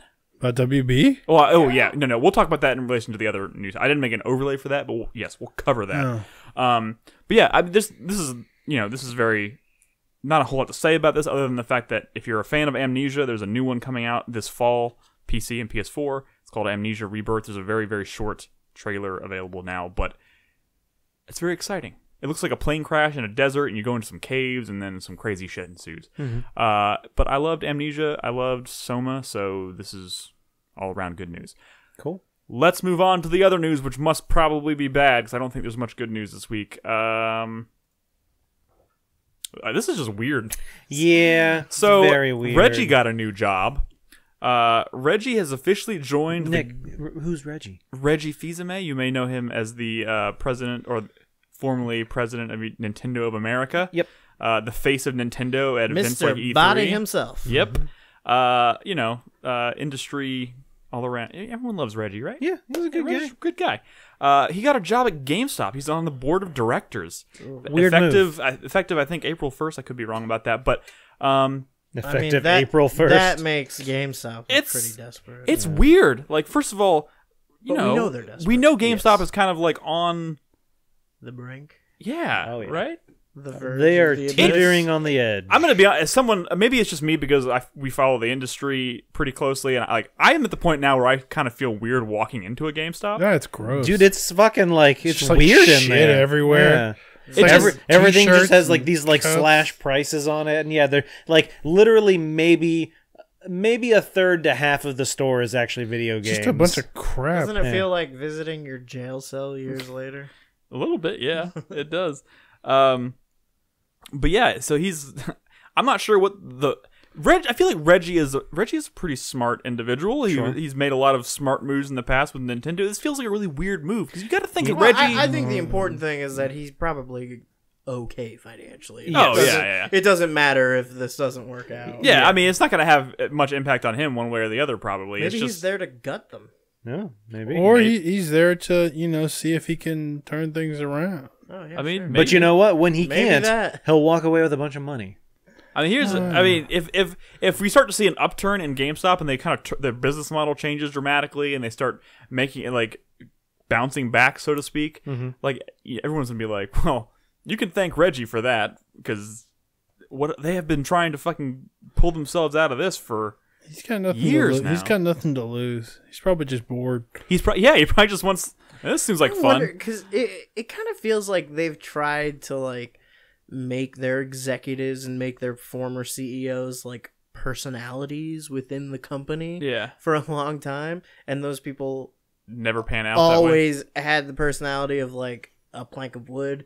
And it was never like a thing that reached beyond their own little corporate culture. I wonder if like this is a big like oh, we need a face. We need a face that people recognize. We need a face and a personality that people recognize and actively like already. And Reggie is definitely. It just has nothing to do with GameStop. That the reason they're failing has nothing to do with any decision GameStop is making. You almost feel bad for them for trying. But it's just not about them. You know, it's no one's buying physical games anymore because they're either one, buying them digitally, or two, just playing Fortnite. Like casual wide audience isn't going to GameStop to buy games because they don't need to. And the other just play them for free on the internet. The other aspect of that too is the people who do buy physical, like myself, often buy on Amazon. Exactly, they buy them somewhere else. It just comes straight to my door. Yeah, why would I go to a GameStop? That's the woes of retail. Why would I go get badgered at a GameStop to pre-order something or trade stuff in or get the spiel out for? They're just trying to get you a good deal, Nick. It's just, it's one of the, it's like you have... Dude, honestly, the past couple of times I've been recently, when I get up to the counter and they're like, do you want the warranty? Oh, never mind. They just like, do you want to get... Okay, whatever. Yeah, like, they don't try anymore just because I think they understand that, like, they're not going to sell anybody anything. That's the worst part of the job. Well, yeah, that too. And it was, The worst part is when you get like a dude who's like, I guess, really good at it. He's like, hey, man, I'm a friendly dude. Let me just tell you about this, man. It's cool. Yeah. It's like, wow. It used to be me. Does this help your numbers? Yeah. Maybe. I'm sure it does more than being, like, downtrodden. But it's like... But I used to like being that guy at the GameStop. But see, there's two kinds of people in the world. It. There's the people who do that and mean it, and then there's the people who do that and who are dying on the inside. Yeah, that is true. That is true. I think there's more of the latter than the former. Well, I mean, they're working at GameStop, so I'm pretty sure they're dying on the inside. Well, yeah. But yeah, it's just it's strange. It's a strange situation, but hey, it's Reggie. Whatever. Brad's probably right. He's probably bored. Next news topic. Where's the big stuff? Get us the big juicy bits. Okay, Reggie's not big enough for Nick. Oh, there's more good news than I thought. I forgot. This is a big one. Wait, good news? I think this is good. God damn it, I mean, Brad. Brad's obviously going to be a, grumpy. I don't know. Grumpy old man. Grumpy old man about this. But HBO is developing a series based on The Last of Us, and they're working directly with They've put together. I don't have his name in front of me, but the writer director Craig Mazin. Thank you. The Craig writer Mazin. Director of the Hangover sequels. No, well, yes, yeah, yes, but he also Chernobyl. Chernobyl. A couple of the later scary movies. Has he? I didn't the good ones. Yeah. I didn't realize. Most recently known for Chernobyl. Yes, correct. I feel like that's probably Brad. He was also in Mythic Quest. He's also, Oh, he was. Yeah, he was the tester that replaces what's her face. Yeah, that was him. That's Craig Mazin. Oh, wow. But hey, I mean, the thing is, also he's directing the new Borderlands movie. Wait, what? Yes, I didn't know that. But writing and directing. He is working with Neil Druckmann. Correct. On this adaptation, and as we understand it right now, this has not been 100% confirmed, but it seems to be a retelling. Well, hold on, Brad. You mentioned a bunch of his movies, but you didn't mention Rocket Man. Oh, not the recent Rocket Man. Correct. With Harold Williams? Harlan Williams. Sorry, Harlan. The Harlan Williams vehicle from the 90s. Yeah. Rocket Band. Dude, that was a fucking guilty pleasure of mine when I was a kid. And the other guy. Oh, who was the like hard-nosed commander? William Sadler. Yeah. Yeah, Sadler. that's a good movie. Was it? No, No, it was terrible. but when I you're loved that when movie you're when I 9 was a years, kid. yeah, when you're 9 years old, it's Oh my fucking God, amazing. It was all space and fart jokes. Yeah. It was and so good. he fell into the toilet. Now he's all blue, and he's singing to a And they mirror. had to share an air supply, and he can't stop farting.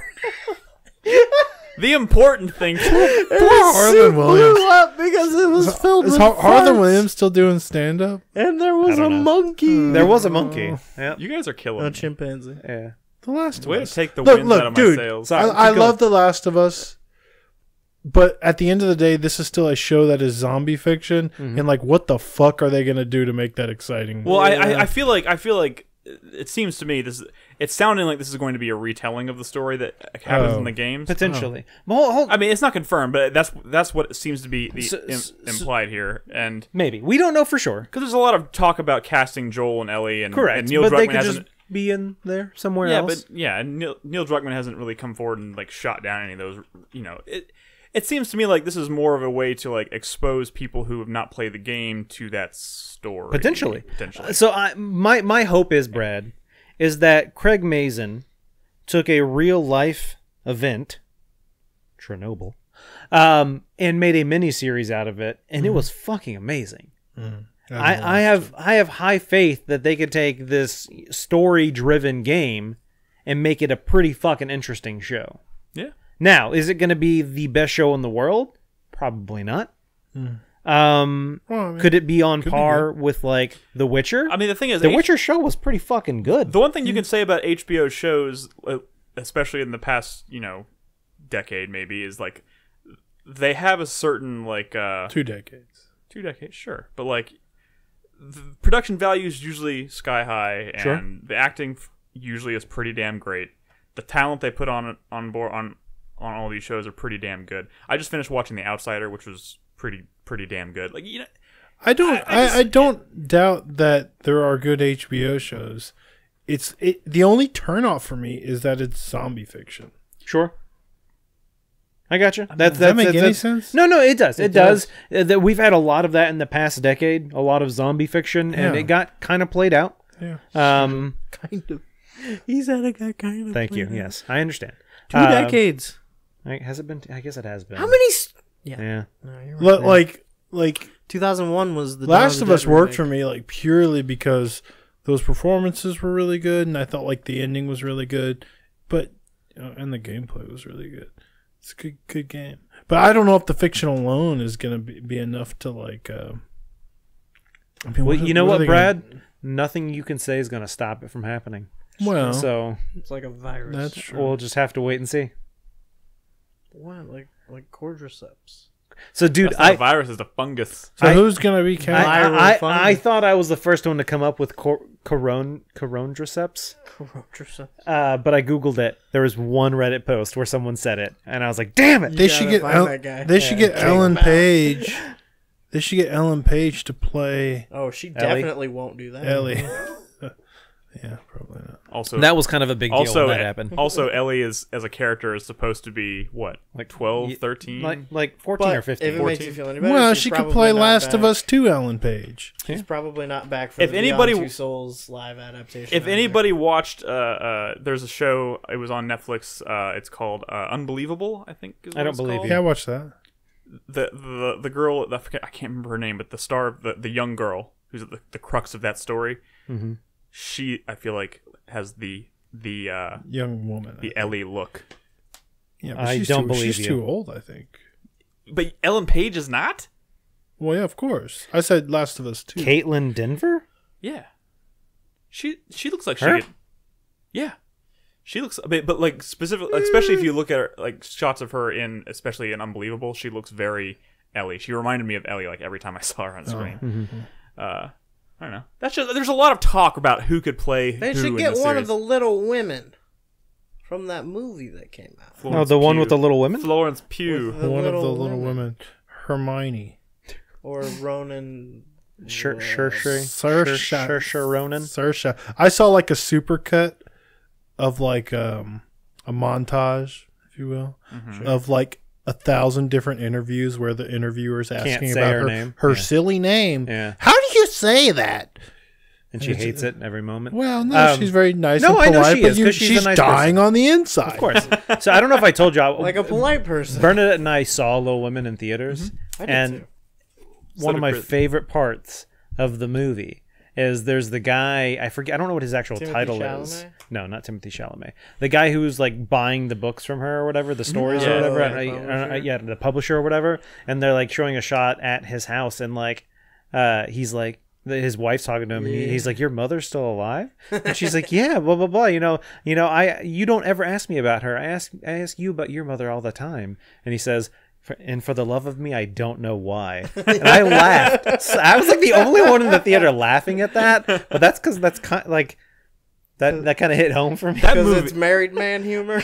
Not necessarily that. I think it's more relationship humor. On a related note, if we haven't said it enough on this podcast, that movie is fucking fantastic. Really good. Yeah, it's a pretty good movie. I love that movie. Fucking ruined me. I know it did. Bob Odenkirk was a big surprise for me. Yeah, right. When I was the like- dad comes home from war and you're like, oh my god, and it's Bob Odenkirk, and you're like, everything's okay. Oh man, I love that movie. Oh, he survived. All right. Well, I mean, I knew he survived because I know the story. Next- but- I didn't, okay? Yeah, I just didn't know it was That was Bob a great way Odenkirk. to experience and I went that and saw story it. for the first time. Crispy and I went and saw it. We've never seen. And you never saw like the original or read the book? We were both blind. Great movie though. Those are chick flicks, man. Yet Crispy and I went together. It was nice. It's a nice Had little a bro date. What's next? Next news topic. All right, here it is. The coronavirus. Yeah. Everything's canceled. Oh my god. Basically everything. Yep. Wow, South by was crazy. How man. come you don't have like NBA on here? Well, I can't. Well, fit that's so very much. This is new. gaming industry And related, also too. Overwatch League. And also F1. And like NHL and baseball When are- and everything. When do we just say as a nation? Disney. When do we as a nation just say, okay, guys, at this point, everybody just stop everything. Uh-huh.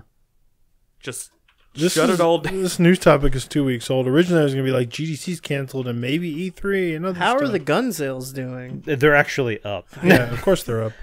But Everyone thinks they're gonna have to They're going to kill Corona with... killing No. for toilet paper. No, that's before exactly long. what that mindset is. Trust me.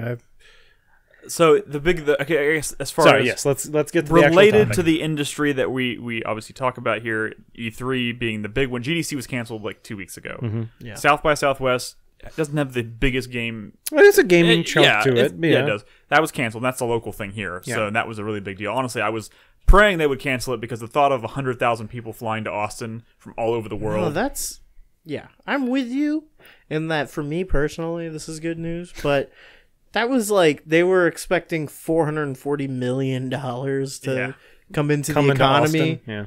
over that Well, like week. I mean, the economy everywhere is going to be fucked. Well, yeah, that's what I was Everybody gonna say. who's like working service jobs and like bartenders and everything are all going like, oh Yeah, that's what I was going going to say. So yeah, it's not just, yes, Austin's going to get impacted, but when you think about, NBA is suspended. That's not just, these players aren't going to get paid or blah, blah, blah. That is all the people who work at those stadiums, all the people who work in those towns that when they have games, money is brought in. Like, there is a lot of money that is now not going into the economy and is just like, what the fuck's going to happen? Is this where we're going to have to have a stimulus package to just kind of like talk about? They've already talked about it Yeah. for small businesses There and was stuff. But that was already did Yeah. something. They did today. 1.5 trillion, yeah.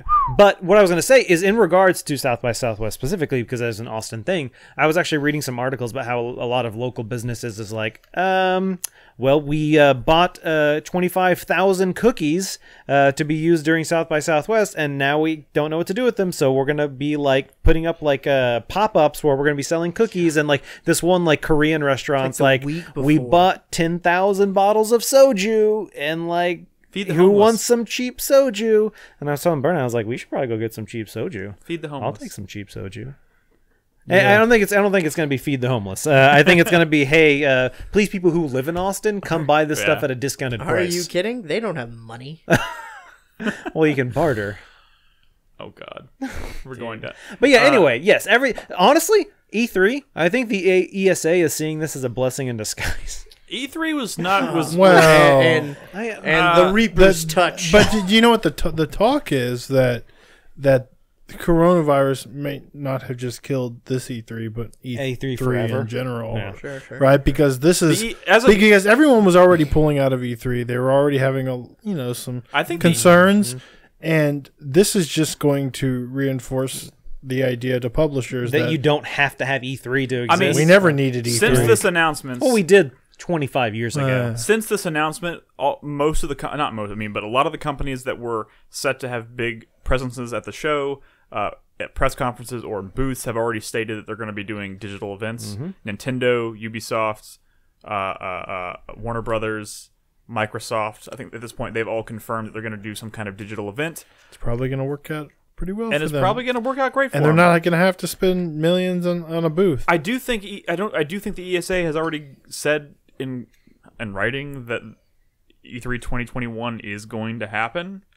I don't know. I mean, that doesn't mean anything, though. That could change the drop of the literally doesn't drop mean They promise all of the attendees, the press attendees, they promise their information will still get leaked, even though E3 is not happening. They we promise still have it from last year. They promise they'll We'll leak leak it it again. again. I mean, just like what Nolan said in regards to like how it's affecting South by Southwest is affecting the Austin economy, it's very much the same for Los Angeles and all the people that were involved in making that show happen. So it is very unfortunate. Not to mention, there's a lot of talk. A lot of people forget about the true meaning of E3 and Peace on Earth. Santa Claus. I mean, like the true importance of E3 are like the meetings that happen. Oh yeah, between businesses and that is a big developers deal. Is much other people in the pressing industry? of flesh, yeah, exactly. Meeting greasing together, of palms. gracing of palms. Yeah, contracts are relationships are formed, agreements are made. Games are same probably thing with GDC. Yeah, it's very much as far as the gaming industry goes. These are very big. This is a very big deal. Yeah. I mean, E3 2 years ago was when we got rid of Chris Hardwick. So, I mean, important things happen. that's true. Stuff's getting delayed. Movies, games. It's all starting to happen. Yep, it's we're seeing this virus is having a massive impact. I personally just found out I'm going to be working from home for 2 weeks. No, Nick, it's not a big deal. There's a cure. It's not a big deal. There's nobody's getting it. Only takes 3 to 5 days to process the tests. Yeah, no, it's not. A strong flu vaccine will take care of it. Yeah. The heat. Yeah, the heat will take care of Those it. anti-vaxxers are very quiet Ignore right now. the southern hemisphere. If you gargle with a little bit of desagilated water. Jesus.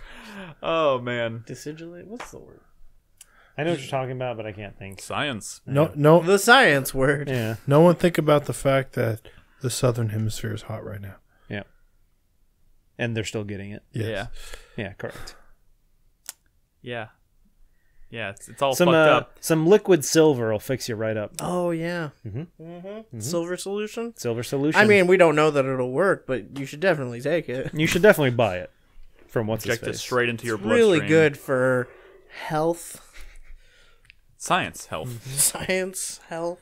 Oh my god. What's next? Yeah. Let's talk about some. Oh my god, I'm so No. done with this virus. I'm really. Oh, is that it? What, Brad? What? You're pointing, but you're not using What is words. Chris Davis going to do? That's the big news. CD, hit us with it. Yeah. What are you going to do now that E3's plans are? You were talking about maybe taking a trip somewhere else? Don't break my headphones, Chris Davis. Break him. Break him. He deserves it. Not Disney. Buy a new one, you rich motherfucker. Oh yeah. Disney. I don't know what I'm gonna do. I want to go on one vacation a year, and LA's gone now. Well, so That was your one vacation a year? I mean, I do get what Chris Davis is saying because I too am one of those people who like look forward to going to E3 every single year. Not specifically LA. I think LA is kind of yeah. I would never go to LA if E3 Maybe check wasn't out the there. Pacific Northwest. I hear Seattle's really nice. I'd love to go to no, Seattle. Don't go to Seattle. I was supposed to get married in Seattle. That's not happening now. Wedding is off. Big bright lights of New York, New York. We were Joseph can still officiate. dude. I'm not taking my parents who are older than you'd probably expect to Seattle where It's true. they are. I mean, It has it's like the I'm highest just death rate in the I'm US just right now. not having my parents. we were this close to having like the easiest, fastest planned wedding ever. Well, that's exaggeration, obviously, but you know what I mean. Like, we were so proud of ourselves. We were so happy. We had it figured out and everything. Whole thing fell apart. Whole thing. Now we got back to the drawing board. Oh, man. Have a wedding in like Montana. There you go. Most of those states are pretty good right now. Yeah. Or Wyoming. Yeah. Fuck it. Yeah. Fuck it. Go to Idaho. Well, you I wish I you could can be just there. have a cake full of potatoes. Well, actually, we might end up doing something here, so that's not necessarily out of the question. Oh, cool. I bet Robin will look quite lovely in her white hazmat suit. Just don't take off that veil. Whatever you do. Or that honeymoon's gonna be 2 weeks long in quarantine.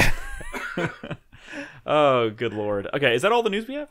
Yeah. Yes. All right, cool. Oh man, what will next week hold? Jesus. Probably a lot more. You could die. God, Brad. Dude, I think I was looking because a lot of people were comparing the U.S. to Italy in terms of like diversity and age ranges and like kind of how close a lot of the like major like cities are and stuff like that, or like, you know, whatever. Basically the same size. Yeah, but like I was looking at like a graph of like how the spread happened. You know, I know size is different. But if it continues, like we're at like 800 confirmed cases right now. I think we're over 1,000 actually. Okay, well, over 1,000. Well, the data I was looking at was slightly old, I guess. Yeah. But by the time, like 2 weeks, Italy went from 800 to like 10,000. Yeah. And so 2 weeks from now, Yeah. It'll be even worse. statistically, we're all going to be dead. It got Tom Hanks. That true. one virologist from Cambridge said that he estimates within the next year 40 to 70% of the world's population will get coronavirus at some point. Yeah. That's exciting. So Not if you're old or have Buckle pre-existing conditions. Yeah. Oh my god. Sorry, I just got real. But hey, Neo 2 comes out next week. I just got real in my head for a second. But you might get stir crazy working from home. Yeah. God, I will. Brad, I know what you're doing. Let's move on. I know what you're doing. All right, let's. How many times in the past 2 weeks have you watched Contagion with Matt Damon, Nick? None, but I should do that. Yeah, everyone was talking Actually, about this is Tom like the worst Hanks' time to son. Colin? No, Chet. the other one. Chet. He doesn't have another son. He does have a son He named did a Chet. video with his shirt off or something. He did. I watched it. He's like, Is he teaming up with Steven Spielberg's like- daughter? he gave an update, but he wasn't wearing a shirt. What? He gave an update about his parents. Jet? Chet. Chet.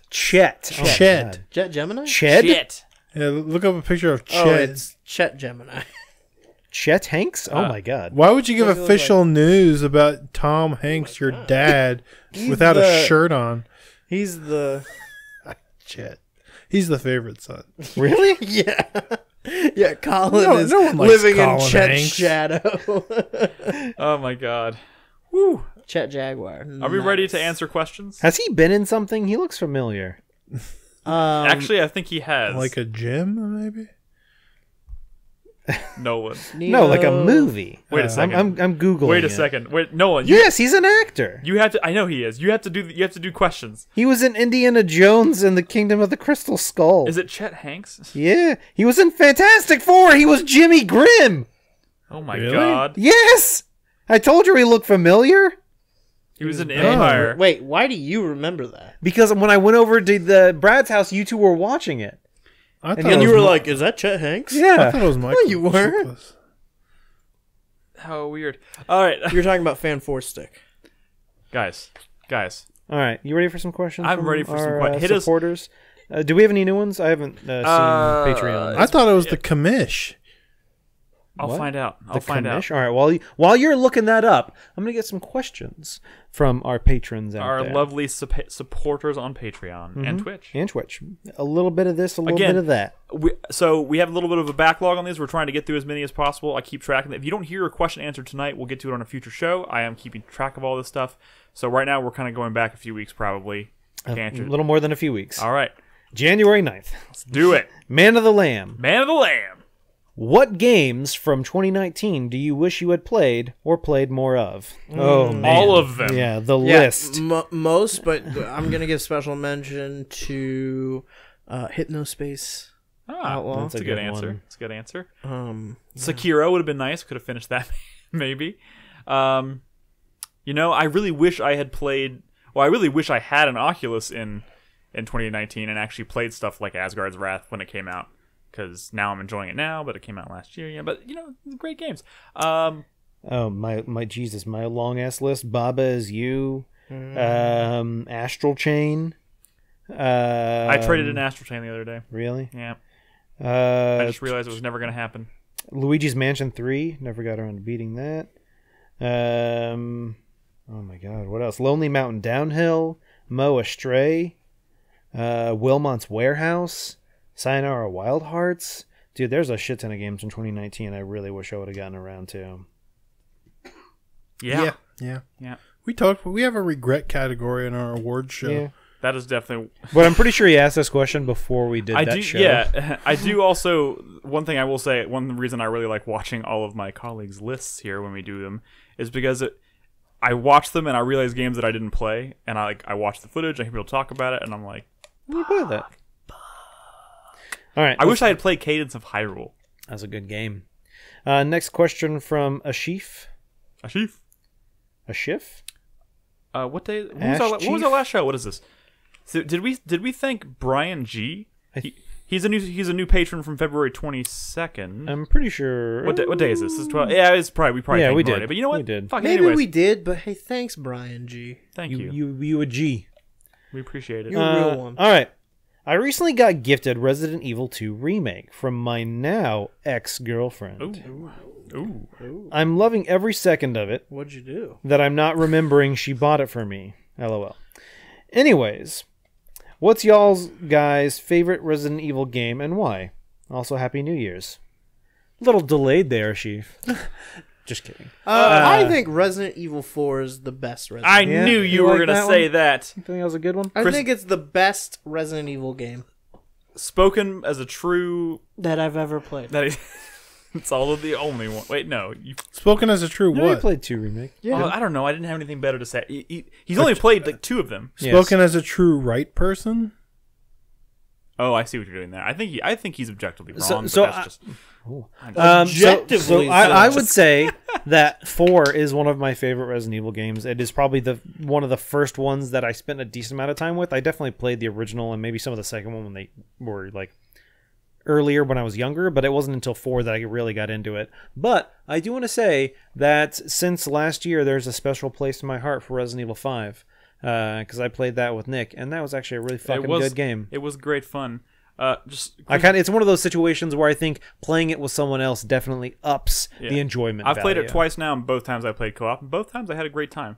I don't know how the experience changes necessarily, or how much fun it is when you're playing by yourself, but it's great playing as co-op. With co-op. Chris Davis is over here holding up 3 fingers as if to say Resident Evil 3. I think he's saying West Side. So he must be excited for Resident Evil 3 Remake, I would imagine. Only 2 weeks to go on that as well. Unless the coronavirus pushes it back, which is definitely a possibility. I'm just saying, anything could happen. You mean the T virus? Anything could happen. I was like, what was the question? Resident Evil 1 Remake for me has always had been a special. I thought 7 was your favorite. I mean, first of all, 7's good. But it's no Days Gone. Wow. Actually, did he answer? No, he didn't. Wow, we had this conversation. Mm-hmm. You did put Days Gone higher than all Resident Evils. What? Whoa. You said Resident Evil 7 is your favorite.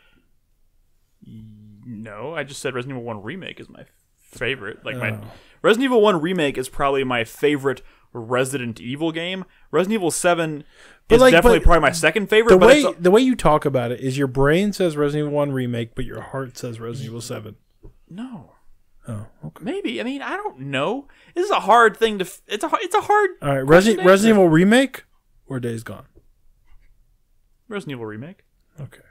Fine. Damn it. I'm sorry, Brad. What do you mean to tell you? I think Resident Evil 1 Remake is like a goat. No, I fucking agree with you.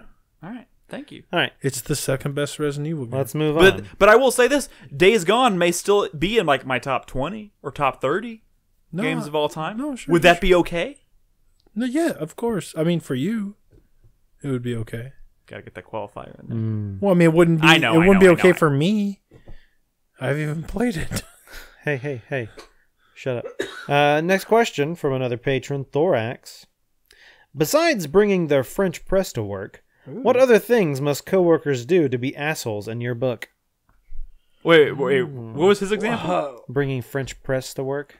Robin French did that. press? I think somebody asked that question, and I said Robin did that. Well, I think I did I talk about it because I recently some coworkers have been like doing their French press, and it's fine, like whatever if you want to make French press coffee, but they're like in the break room and they're all like making kind of like almost I don't say a big deal about it, but That's the worst. I didn't say that was the worst.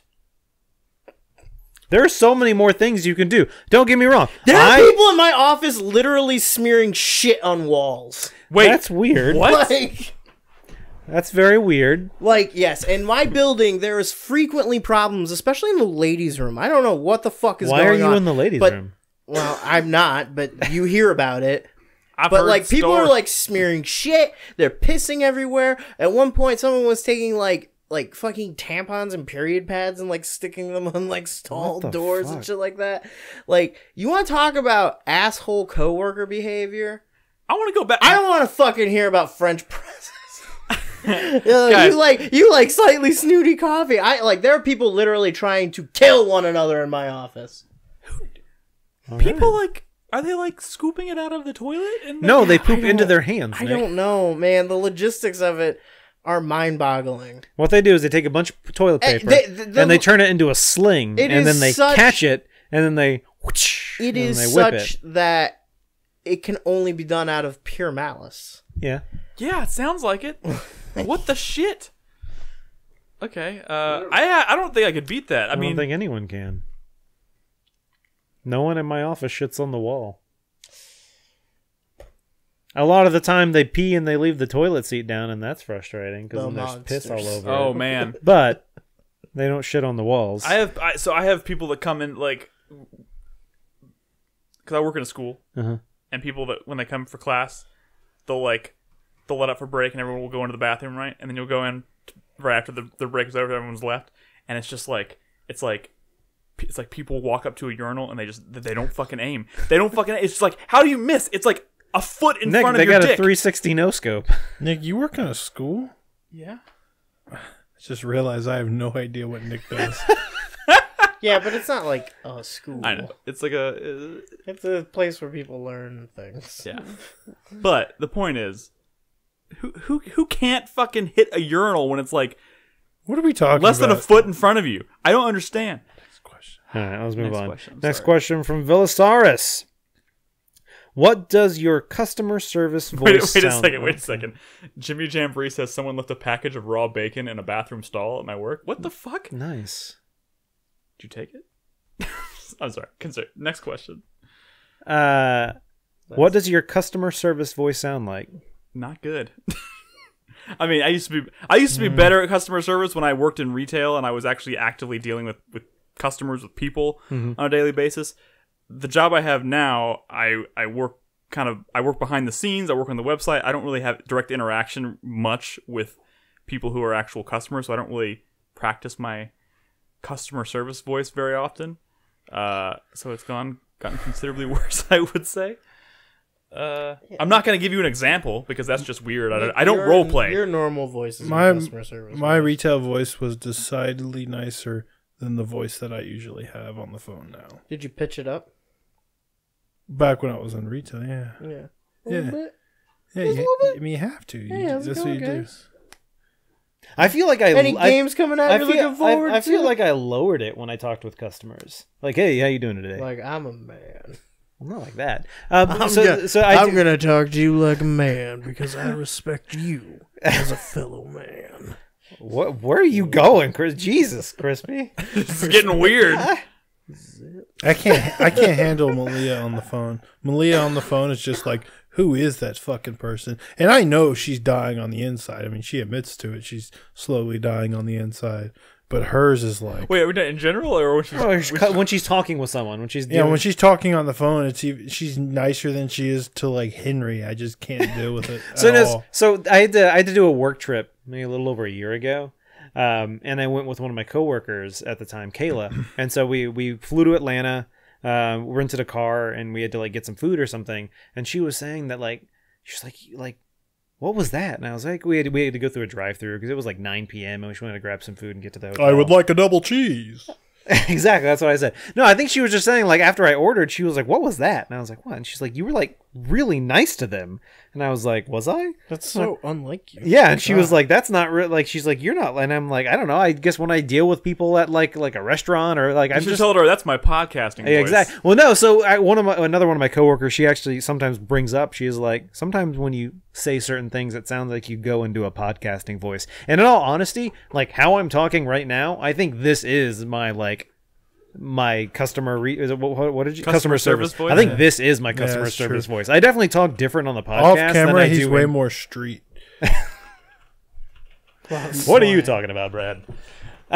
One thing I will say about having a customer service side, because I do talk to customers on the phone periodically, and I feel like I'm pretty good at it. But one thing I can't do, and I've always wondered how people do this. I have coworkers that work in like the next office over to me, and they like talk to people like all day long on the phone, and I hear their conversations a lot. Mm-hmm. And they'll be talking to someone, and you can hear, I can sense what the conversation is based on what this person is saying. Mm-hmm. And you can tell they're talking to a total asshole, like someone who is a complete dick. Yeah. And the way people keep their composure when they're talking to a dick and keep the customer service voice going, I've never been able to do that. Like I immediately like fall back into like the, just turn off the customer service voice and just, I gotta get off this fucking phone call before I say something I shouldn't. You know what I mean? Fucking, that kind of ties into the other question. I hate people who are assholes on phones for no reason. That's true too. I got some. Can we ban illumination in chat? But yeah, no, I hate people that are like dicks to I don't want to say Karens, but Karens out there. Yeah, people who are just like, did I tell you about when I did get my flu shot recently? I say recently. This was my I'll never forget my that conception story. of time has always. I'll be like recently, yeah, like 5 months ago. But when I got my flu shots, I was waiting. The pharmacy. I did it at a CVS because my work. If I go to a CVS, I don't have to pay for it. And so I was waiting, and this like woman comes up, and she's like, "Excuse me, I need to speak to your manager." And she was like, "Well, what's the problem?" She's like, "Well, y'all." When I came to pick up my prescription, y'all said that my insurance wouldn't cover it, and I had to pay $300. And now my insurance, it says right here they're supposed to cover it. And she's like, "Well, I mean, we can't really do anything about that. We tried to charge it to your insurance, but it was denied because your insurance doesn't cover it." And she was like, "Blah, blah, this is the worst experience in the world. You are a horrible person." Like just going on. And I'm like, dude, they're fucking doing their job here. Like if your insurance doesn't cover it, it doesn't fucking cover it. There's no magic they can do behind the scenes to make it work. And that person you're talking to is literally just thinking to themselves, "Man, I can't wait to go home." Yeah, of course. I can't wait to just get out of this person. But yeah, I hate when people are dicks, because especially when like if the person I'm interacting with is actively being a dick to me or did something wrong, sure. But if they're just trying to do their job, and it's like there's no reason for you to be a dick. I got my hair cut yesterday. Mm-hmm. Okay, what is this? Sorry, question? I know. I'm sorry. Last thing. Uh-huh. I got my hair cut yesterday, right? At like a fucking Great Clips, right? Little tiny. I know. Tiny little thing, right? Mm-hmm. But like, I don't have. And you missed their $7.99. I don't have a lot of hair. I don't have any. I don't require anything fancy. Special. You know what I mean? It's just. You do. It's just not on top of your head. I walked right into that. God damn it. The point is, I don't require anything crazy, right? So I go for the easy haircut. Sure. And I'm sitting in there. It's like 3 people in there. It's like me in the chair and like 2 people waiting. Mm-hmm. And this guy walks in and he's like, and she's like, "I'll check you in, sir." And he's like, "I was actually here on Saturday, and y'all cut this all wrong. You see this line here? It's crooked. I need you to fix this." And she's like, "Okay, Christ. Sir, you're on the list. I'll help you out in just a second." He's like, "No, I'm gonna have to insist that you move me to the top of the line. I'm not waiting for this." And like it got real quiet. Like everybody who was having a conversation just stopped, and it was like the most awkward rest of my haircut for the rest. I was just like, "Oh god." Dude, what if when he sat down, like, and it wasn't even a thing. Like I didn't look at that guy and go, "Oh yeah, they fucked up your hair." Did it look bad? No, it was just his face. It was like probably. When he sat down, they should have hit him with a 0, just like a strip of 0. What are they gonna do? Like, what do you do if someone cuts your hair like that? Did I tell you that? You can't like sue them, dude. That You probably could. You could sue pretty easily for I mean, you might not be successful, but I mean, they could just be like, that wasn't me. I hope I don't get killed for telling the story. Have y'all ever had like a significant other cut your hair before? No. So Robin was cutting my hair. Head hair? Yes. Okay. Head hair. God damn it. Head hair. Oh, shut the fuck up. Robin was cutting my hair, right? You can have it, but Well, I don't want to touch. Oh God, you'll kill We'll do the Demolition Man. Oh God, no! Come on! Oh my God! I almost touched his cutting face. your back hair. What continue. She's using the right. It's just like a guard, right, with the numbers, Sure. right? And it's like, okay, I used to do a 5 on top and a 4 on the sides, Okay. right? And she She's put a the 5 on the sides and a 4 on no. Somehow, I think a 2 found its way onto it. Ooh. And she did she did the top, Yeah. and she got like and she did this, and she was like, oh, I guess no. I guess a 2 And could look like a 5. And I saw the hair fall into the sink, and I was like, that looks way longer than And this was like a week before, like 3 days before I was supposed to get on a plane to go meet her parents for the first time. Wow. And I was So like, you went looking like a Nazi. Yeah. No, They're like, oh no, you've shacked up with another skinhead. But I freaked out. I freaked out, obviously, for a sec. I'm not like at her. It was like it was an honest mistake. It was an accident. But now we're extra careful. The point is, like, I had a freak out, and then I was like, okay, it's gonna be fine. It's hair. It's It gonna grows be fine. back. We're just gonna do a 2 on. We're just gonna do a 2 all over. We did it, Yeah. and it was not that It was bad. not. It was not that bad. I don't think anybody here noticed. Maybe, I don't know. But man, that moment when you do the cut and then we both realized the exact same moment what just happened. One of the scariest moments of my life. I'm just kidding. right. That's an exaggeration. But whew, First world problems over here. I know. All right, let's do one more question. We've done a lot. Let's finish off with this next one from Nipron. And then we have questions from Twitch from Nipron. this week. Do you want me to skip that and go to Twitch? Yeah, or- just yeah. skip this one. Well, you already said it. Just read it.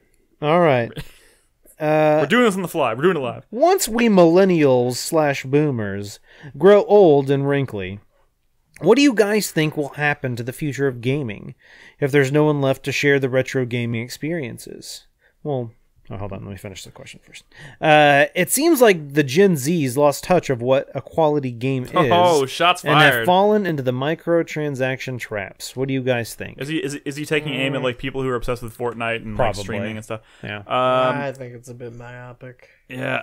I mean, Well, so There's always gonna be people who are into like retro, of course. and classic. So here's my question: is what is retro 20 years from now? yeah. Are you Are talking we about? still talking about 80s games? Are you talking about? or are we talking about like? N64 games. Do you think Yeah, there's no like longer it's- there's well, no I mean, longer going to that's be kind of people who retro. appreciate Chrono Trigger, or are you saying there's not going to be anyone who wants to make another Last of Us? Is that like I'm trying to figure? I think out. they're just trying to figure out what games are going to become because we have seen in the past couple of years an increase in games that are microtransaction-y because those make developers money. Brad brought up last podcast, chair games. Yeah. Had a great fucking successful hit on their hands with Shadow Complex, but then they made one mobile game with microtransactions, and holy shit, fuck Shadow Complex 2, we're going this way now. Yeah. And I think he's just saying that, Nipron is just saying, do we think that's going to continue, that trend? And I do think it's going to become a thing. There's definitely going to be a lot of microtransaction-y games, but as you can see, there's still plenty of But I good don't- I'm quality worried about games. Platinum. I don't think you're ever going to see like the death of like the games that you're obviously like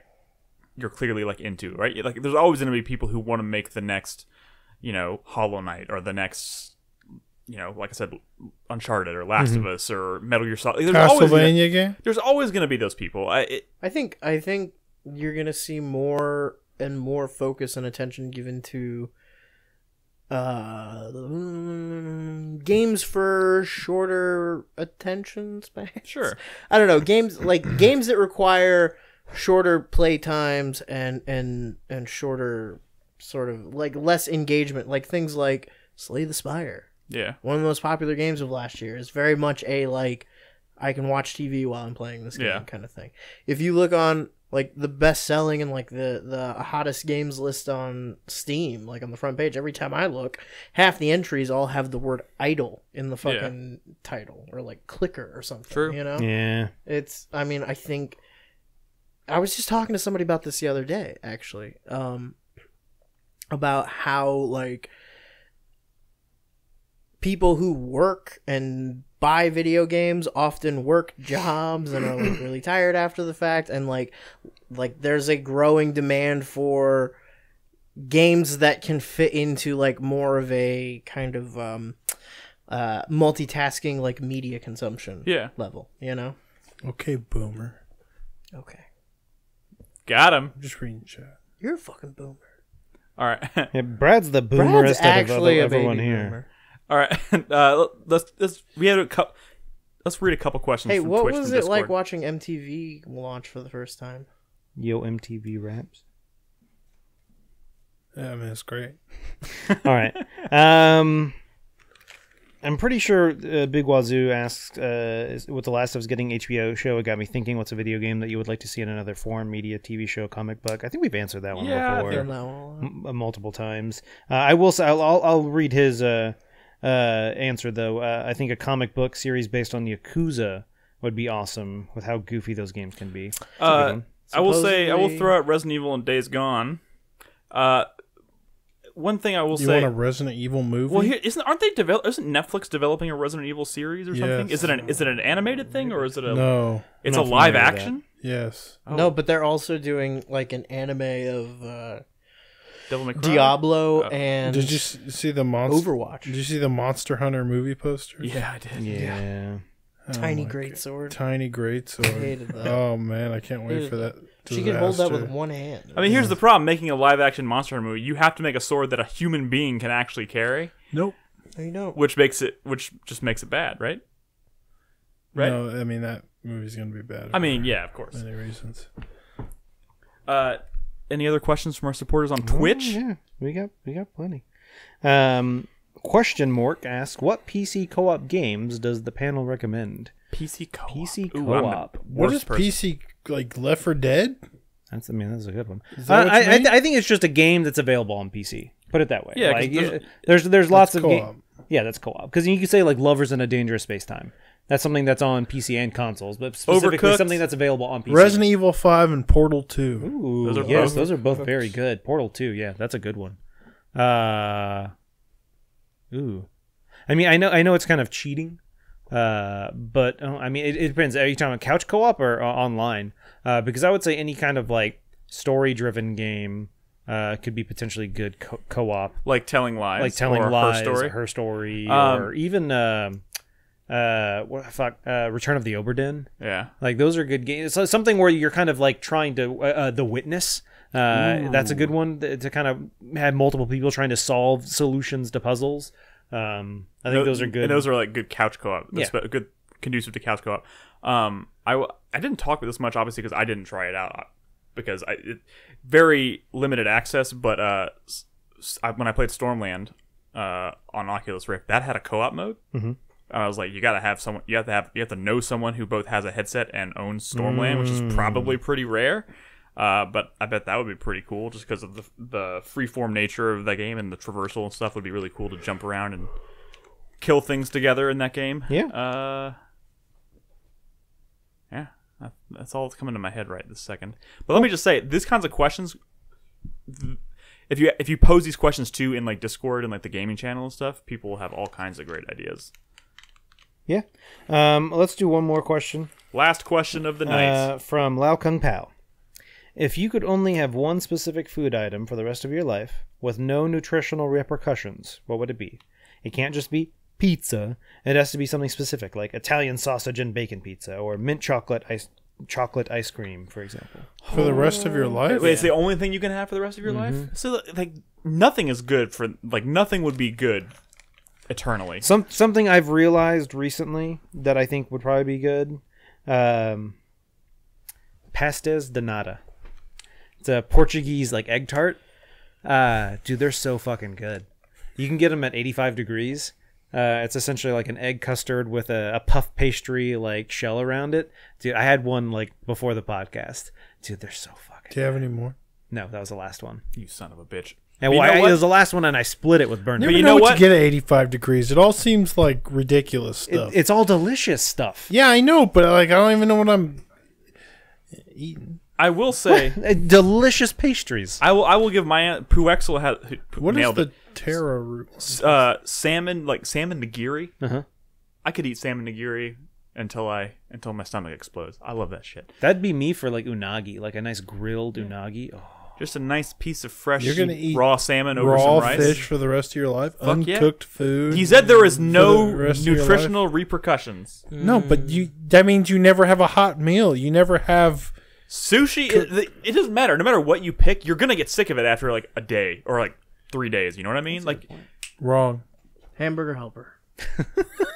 Hey, why not? there we go. Wait, Good is answer. that one variety? There's multiple varieties of hamburger. No, helper. I'm specifically thinking of The macaroni classic and cheeseburger. Oh, nice. That's Kraft, a good Kraft macaroni and cheese dipped in ketchup. one. Fuck you. I'm gonna pick. Fuck you.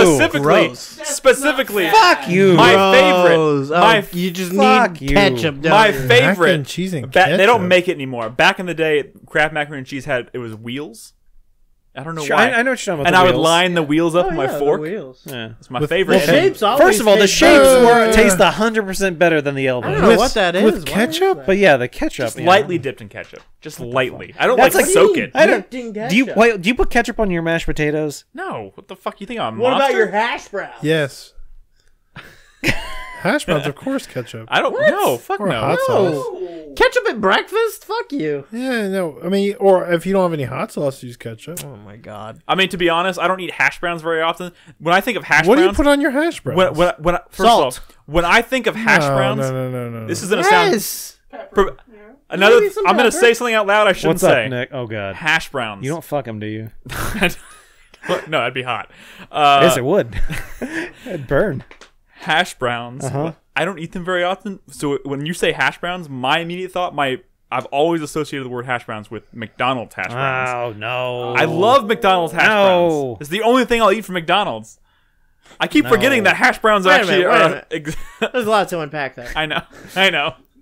But I don't dip it in anything. I just eat the hash What browns. about a I McFlurry? like Would you eat a McDonald's hash browns. McFlurry? I mean, sure, but I mean that's not like a. That's I don't know. That's like. I'll tell you this. Oh, I don't even know. One of the best Right. hash browns you can get in the city of Austin, Texas.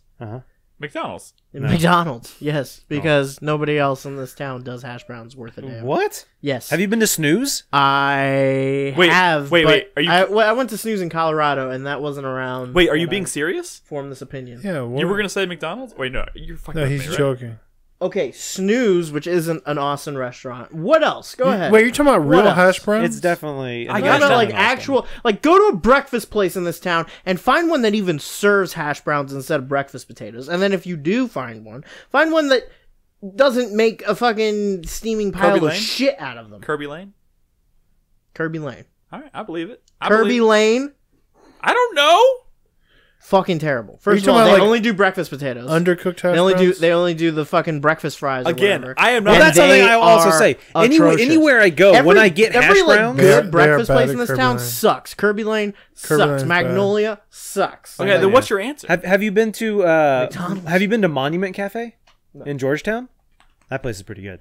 Yeah, I mean, maybe you just haven't been to enough places, dog. But no, so hold on. I What have I in will say, hold on. What I will say, If Crispy, I have to travel is outside the city to find fucking hash browns, anytime I go somewhere that I'm ordering hash browns, by default I ask, please make them extra crispy. Yeah, you gotta say that.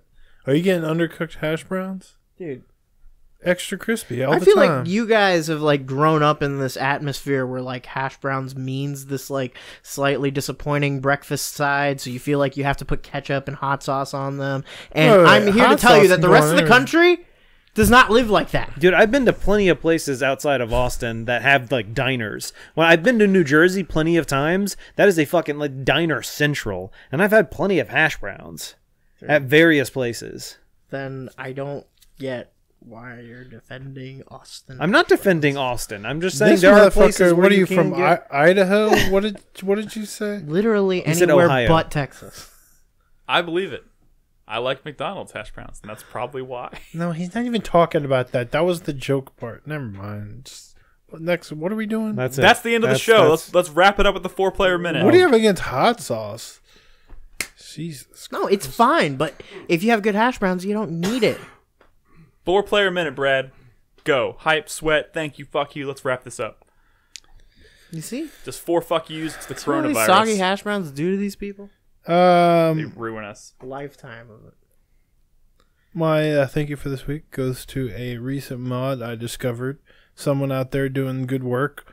A complete mod called Tactics Ogre One Vision, which is kind of like a complete revamp of Tactics Ogre, a rebalancing. There's a lot of cool ideas in it, and I'm glad I discovered very randomly, actually on a ROM site.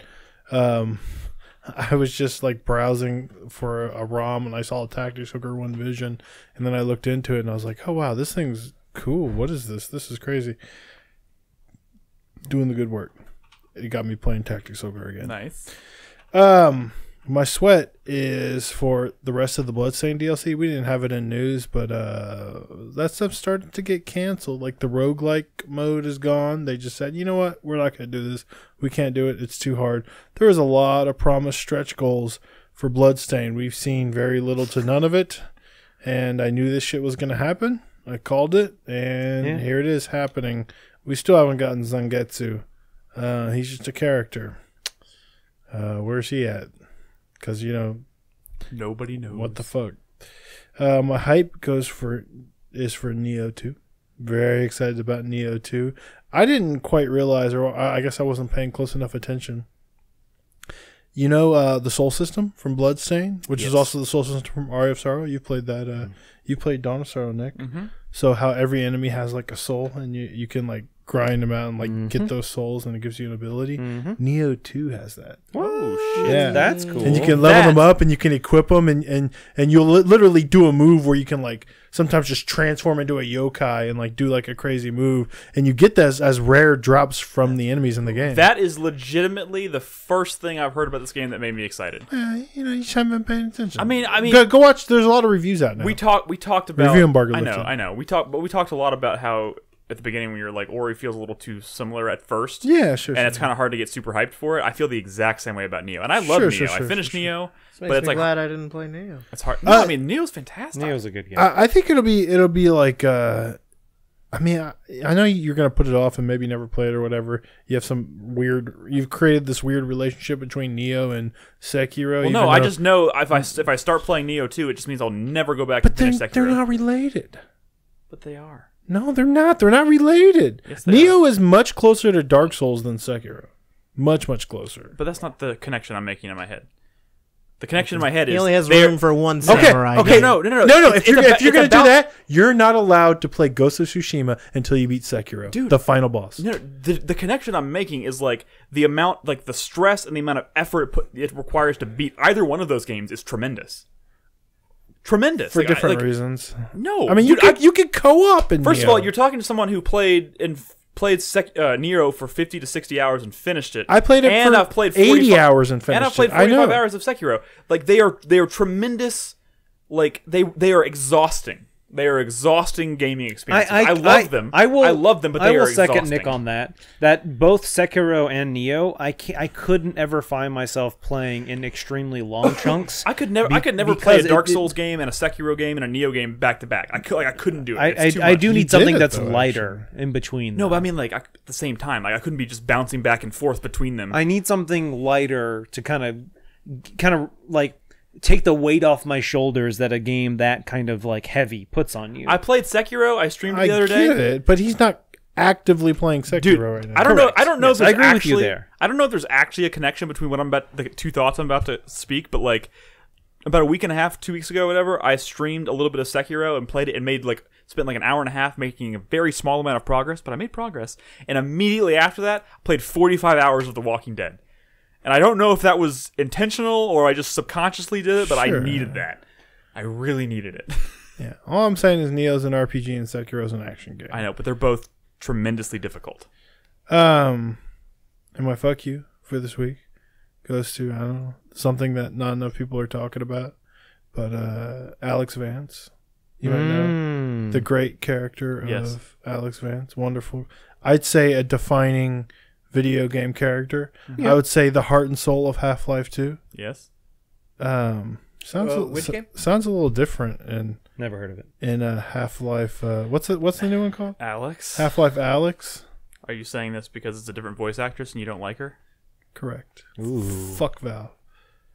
Ooh. Or whoever made that decision. I don't Or know. maybe it was the voice actress who didn't want to come back and do it. Maybe it's So her. maybe you're saying fuck you to the voice actress, Yeah. which kind of defeats the whole purpose. No, of I mean, if it was her decision, then, you know. I mean, maybe she got that's like fine. some respiratory disease and she can't speak anymore. He said fuck you to whoever made that Maybe so. decision, Is she- which is could she- be the person who Is she voiced still Alex alive? Vance. Is she still alive? I don't know. Somebody out there has to know the answer to this. No, I mean, if she made the decision, that's fine. But if a company said we're going with someone different, like fucking Sam Fisher or David Hayter or whatever, if it's bullshit like that, no, horseshit. Horseshit. What the I fuck? I can't even honestly tell you what Alex sounded like. You also feel very apathetic about Sam Fisher and You're David right. Hayter. I so totally do. maybe you're just Less not a so voice about actor guy. less so about David Hayter, but then again, I never had a huge connection to Sam Fisher in the first place either. So Yeah, that's true. what do you want me to say? You should play like Chaos Theory or something this year. Chaos like Theory is a good game. because you always play old shit. Maybe I will. Maybe I will. Nolan, 4-player minute. All right, my 4-player minute starts now. My hype is for Ori and the Will of the Wisps. Very excited about what I'm hearing about that. I'm excited to play it. My sweat is for Corona, not because I don't want to get it. It's just more so that all the shit that's coming out in our society and our world right now, I really just want all this to be over. Yes. So we can go back to normal and just... Normal seems so out of reach right now. Yeah, It's- like everyone stopped buying toilet paper and paper towels. I went to the store today because I just need food. So many shelves were just like empty. it is very rare to like live through a thing like a crisis that like actually impacts you. You know what I mean? Like you can see all these things happen outside of your bubble, but very rarely does something happen that I mean, in all directly honesty, affects Nick, so many people. this has not impacted us yet. Yet. In reality, the impact has not hit us yet. Everything that's hit us is the fear of the impact. Yes. And it's coming. Yeah. Oh, it is coming at home. It is coming at the gym. It's going to be here. Oh my god. That's good. My thank you goes to my stream last week and everyone who turned out for it. A lot more people showed up, and it was actually a really good, fun stream. Had a lot of good back and forth with the community, talking about both Final Fantasy VII Remake demo, Bumbo, and Binding of Isaac. So it was a good time. And my fuck you goes to Brad for making me play Bumbo. Fuck you, Brad. Hey. What's Got up? him. I wouldn't have. I mean, I had no idea. Oh, sure you didn't. He was using you as a guinea pig. Look, like, if you could anybody try here was going to try that fucking game, it was you. Okay. Touche. All right, Crispy.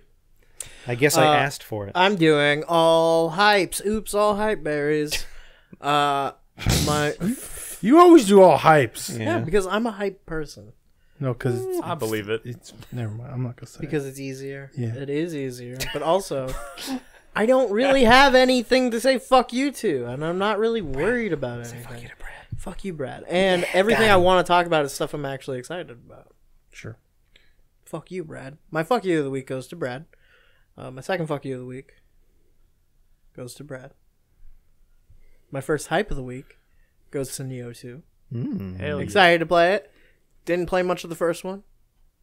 I don't think it's necessarily one of those games where you like Yeah, I have to don't play really- the first one anyways. I don't really care. My second hype is for Overwatch's Archives event, which just started today, going for the next 3 weeks. Got some cool looking stuff. New fire skin looks dope. Just got like a leather jacket and stuff. It's the Danger Zone skin. It's great. Danger Zone. My third hype is for Call of Duty Modern Warfare Warzone. What are you, Carlos? Yes. Warzone. I've been playing Warzone, and it's really fun. Have you been playing it with anyone? I have my normal real world friends. Oh. Oh. We're the not normal real world friends. You know, my roommate and his coworkers, the people I normally play these multiplayer games with, have all been playing it. I get it. Cool people. Yeah, cool folk. It's really cool so far. I haven't played enough of it to really dig into it. But hopefully next week on the show, I will Bring it, baby. feel more comfortable talking about it. Bring it. And my final hype is for finishing up Neon Genesis Evangelion, which I'm going through right now, and I'm loving it. I'm like 10 episodes, 11 episodes in. How many episodes are in that? You have 26, but you- then there's like 5 movies. you have seen Jesus. Parasite, right? I just go. The door's over there. Let yourself out. Parasite was a really good movie. What does it matter if I watch it this week or next week? Or the week after? Or last week? Yeah, you punk Or ass. 2 weeks ago? I guess Evangelion did come out first, so. See? This is why the podcast is so much fun. Well, I made it to the very end to bring up Parasite. I can be judged and ridiculed for the one thing that is like the joy in my life. Fuck your joy. Welcome to my world. Hey, Your turn. hey, Trump also didn't really care much about Parasite. He was like, bring back Gone with the Wind. He did How do you say feel that. about Gone with the Wind? I don't know where he's going with this. I know you're doing this as a bit, but you're being a jerk. It's not even a very good bit, so I apologize. Wasn't even worth it. All right. My 4-player minute starts now. My fuck you this week, of course, goes to the coronavirus, also known as COVID-19. It's wreaking havoc across the world. I feel for everyone affected, all the people impacted, whether directly or indirectly. On a more personal level, my fuck you goes because the biggest impact it's had on me is it's basically forced us to completely go back to the drawing board about our wedding, which we were going to get married end of May, and we had a whole trip planned, and that whole thing has pretty much been canceled at this point, and we have to just figure out what else we're going to do. So, man, did not see that coming when we planned this out like 2 months ago. I got an idea. You do the opposite. You go out into the middle of nowhere, the wilderness, go camping. Make it a Red Dead wedding. Get married. Get some horses, get a tent. Get married at sun up or sunset, whichever. Both are pretty cool. Nobody around. Okay. Can't get sick. You're right, which is Only get my sick of each other. biggest concern when I'm standing at the altar is whether or not the person standing in front of me or around me is sick. It's a whole weird thing. Wait a second. Nick's the only one here who's been to China. Wait a minute. I am. He's got the corona. Did he go into quarantine? Why did they let him back in? That was like 12 years ago or something. Well, you got Corona 1.0. Oh my god. My hype this week goes to Amnesia Rebirth. I know it's a little ways off. It says it's coming out this year in the fall, so that's exciting. But I don't know why. When I was watching these teases come out from Frictional Games, for whatever reason, the possibility of it being a Amnesia game never entered my brain. I figured it was going to be like a new, like, original thing like Soma was, and it turned out to be a sequel, and I was like, you know what? I really fucking liked Amnesia: The Dark Descent. I even liked A Machine for Pigs, which wasn't obviously developed by Frictional. Yeah. It was published by them.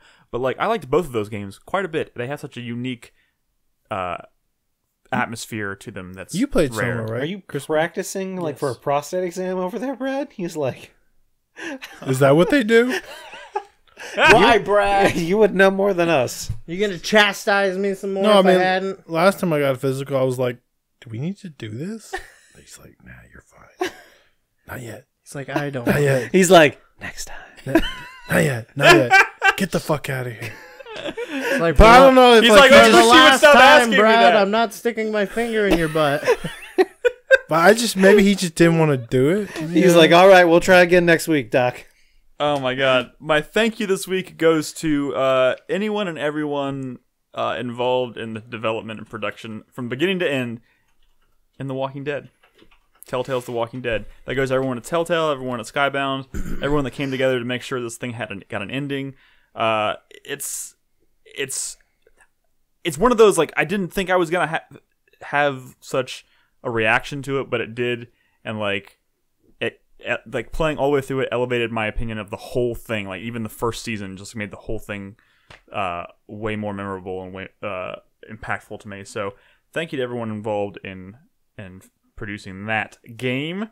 And my sweat this week goes to the Final Fantasy VII Remake, which of course we talked about at the beginning of the show. I think we voiced our concerns pretty clearly there. Yeah. I just don't know what to expect from that fucking thing. I hope it comes together, Nobody and I does. hope I play it and am, like, totally surprised and blown away by, like, what it actually is. But it's not looking like that's gonna happen. I mean, who knows? Who the fuck knows? It's so up in Nobody. the air right now. Nobody Square fucking knows. doesn't even know. Nobody knows. Not even Square. And I cannot wait to see what happens when people get it in their hands and play it and watch the credits roll and then go, Where's the where's rest? the rest of it? Yeah. I cannot wait because I feel like there's going to be a reckoning. Yeah, I hope so. Do you remember Wall Market? Yeah. Do you remember what you do at the end of Wall Market? Yes. Do you remember what you do after Wall Market? Yeah. You go down the fucking sewers, man. Midgar sucks. Yep. You're right. It kind of sucks.